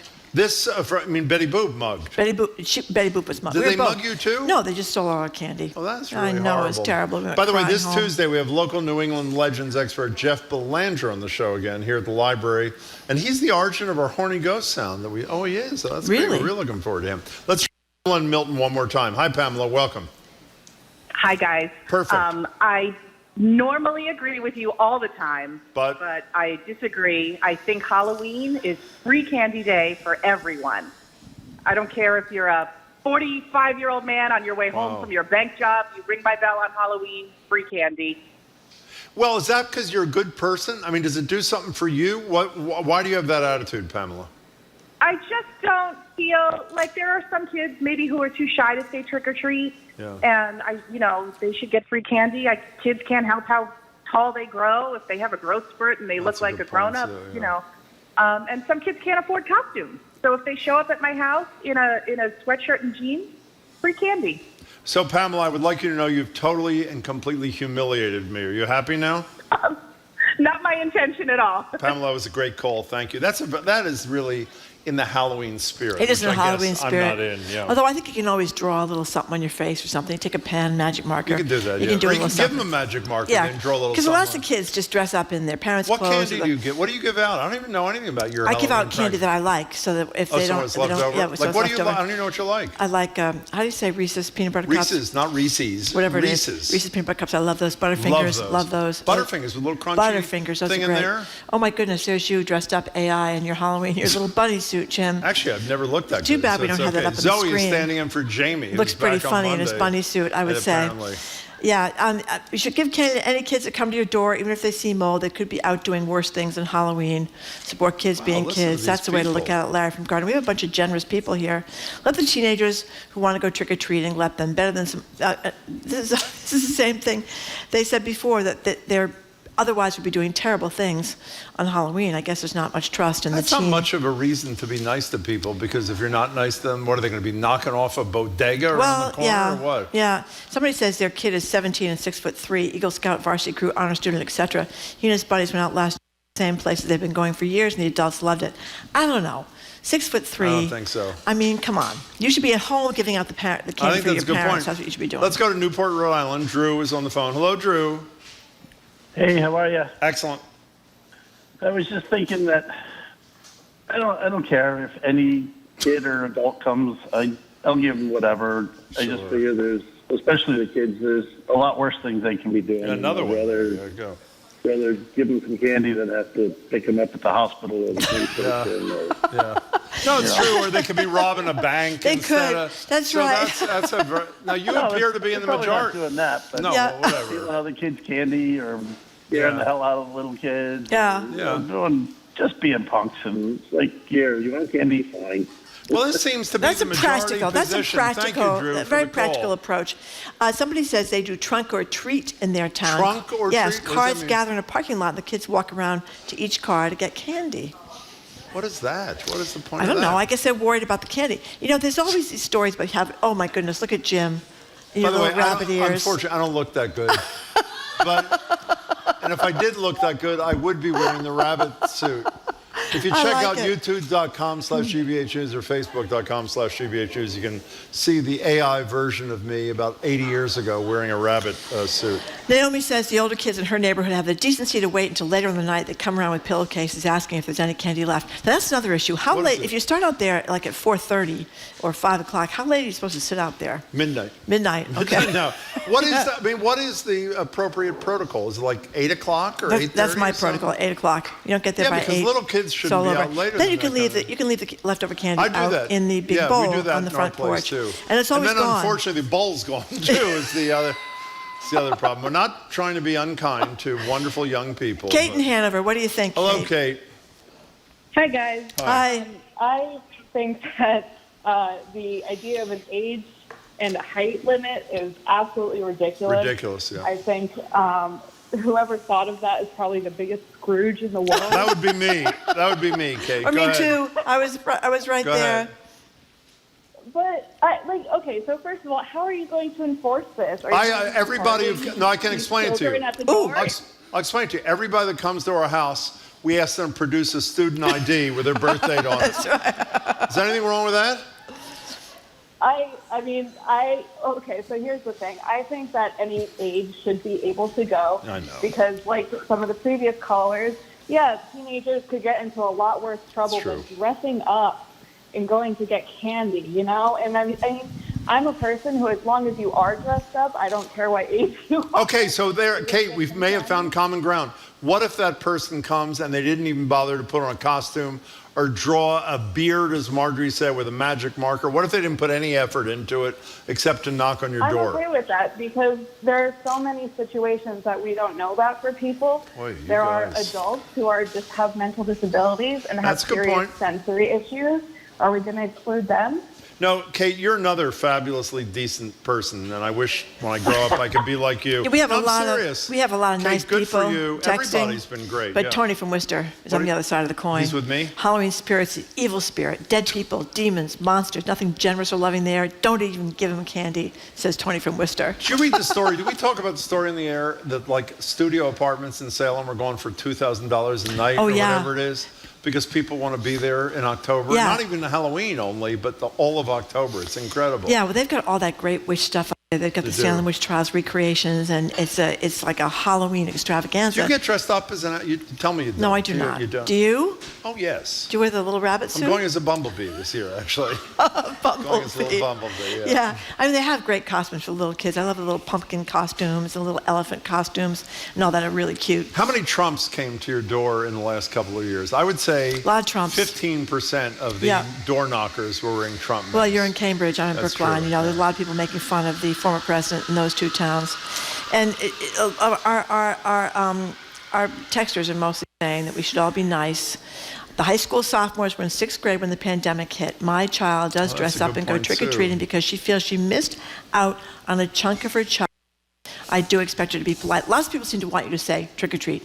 They want you to do the trick-or-treat thing. And I mean, as opposed to give me some candy? Yeah, as opposed to that. So, beautiful Hancock, New Hampshire basically gives over Main Street to whoever is out trick-or-treating, young, old, big, small, like a big block party. It's very fun and totally You know who lives in community-oriented. Hancock, New Hampshire? Cy Montgomery. Cy Montgomery. Yes, where they have the No diorama, surprise. the Peeps, The Peeps diorama at the in library. there, Yeah, for Easter or 24/7. Ben in Worcester, what do you think, Ben? Hey, Ben. Hi, thanks. Yeah, I just wanted to share that I used to be super into Halloween until I was 14. Yeah. I got all dressed up. I had like a wizard robe, a staff. I had a skull with blood flowing over it, fake blood. And I went out in my neighborhood with my mom, and we knocked on the first door, and the lady came to the door, and she had a scowl on her face, and she said, "Aren't you too old to trick-or-treat?" Oh. And I was absolutely crushed, and I never trick-or-treated after 14. So you're scarred, like even now, Scarred by for life. this. That's right. Never going to get over it. I'm back into it. I'm back into it now that my kids are there. I go around with them anywhere they want to go, and a lot of people give me candy, and they'll be like, "Hey, you want some?" Sure. Well, listen, so it's all worked out in the end, Ben. Is that what you're saying? Oh yeah, I mean I'm over it. You know. I don't think so. I'll get dressed up I in my don't think spare time so. if I want to. He's calling a radio show to talk about what happened to him when he was 14, and he's all over it. Ben, happy Halloween, and thank you. We Listen really to appreciate this. it for the call. Last year, my daughter's Ring camera caught the first kids trick-or-treating being driven up her driveway in a golf cart. The younger kids got out, emptied the entire bowl of candy into their bag, didn't leave anything for the older kid, the little word I can't say on the radio. We're out of time. Oh, we're out of time. Yeah, we'll do Okay. more Halloween next week. Thank you very much. Thank you very much. For people that came down to the Boston Public Library, you we for appreciate coming, that. everybody. We Thank you for appreciate it. everybody who tuned in back at home or on your radio or wherever. Whatever it is. You can keep up with us 24/7 way of our podcast. On Monday, we're going to be joined by Charlie Moore on Israel and Palestine and Gaza. Writer and actor Chris Rivas, a panel about healthy relationships. Ooh, and the internet, plus the Revs Irene Monroe and author Emmett Price. Is Emmett Price not going to be here? It's going to be Irene Monroe and author Taya Miles. Emmett's going to be here too. Okay, little typo there. And she's got this book. It's going really smoothly so far, I think. I know. don't you think? Yeah. Well, Smooth is It's my going middle well. name, Jim, I know as you what know. Author Taya Miles on her book, Wild Girls, How the Outdoors Shaped the Women Who Challenged a Nation. I started reading it last Yeah, that's night. going to It be is good. great. We want to thank our crew, Zoe Matthews, Aidan Conley, Nicole Garcia, Hannah Loss, our engineer, John the Claw Parker, our executive producer, Jay Bologna, additional production help from Ethan Kotler. We want to thank our on-site library crew, Bradley Lewis, Matthew Glover, Maddie Geyer, Jason Vachon, and Sandra Lopez Burke. Thank you very much to you guys, too. I hope you all have a great weekend. I'm Marjorie Egan. I'm Jim Browdy. Thanks for tuning in. Hope you can tune in again on Monday. And like I said, hope you have a wonderful weekend on this wonderful 80 degrees. weather. Bye. Bye.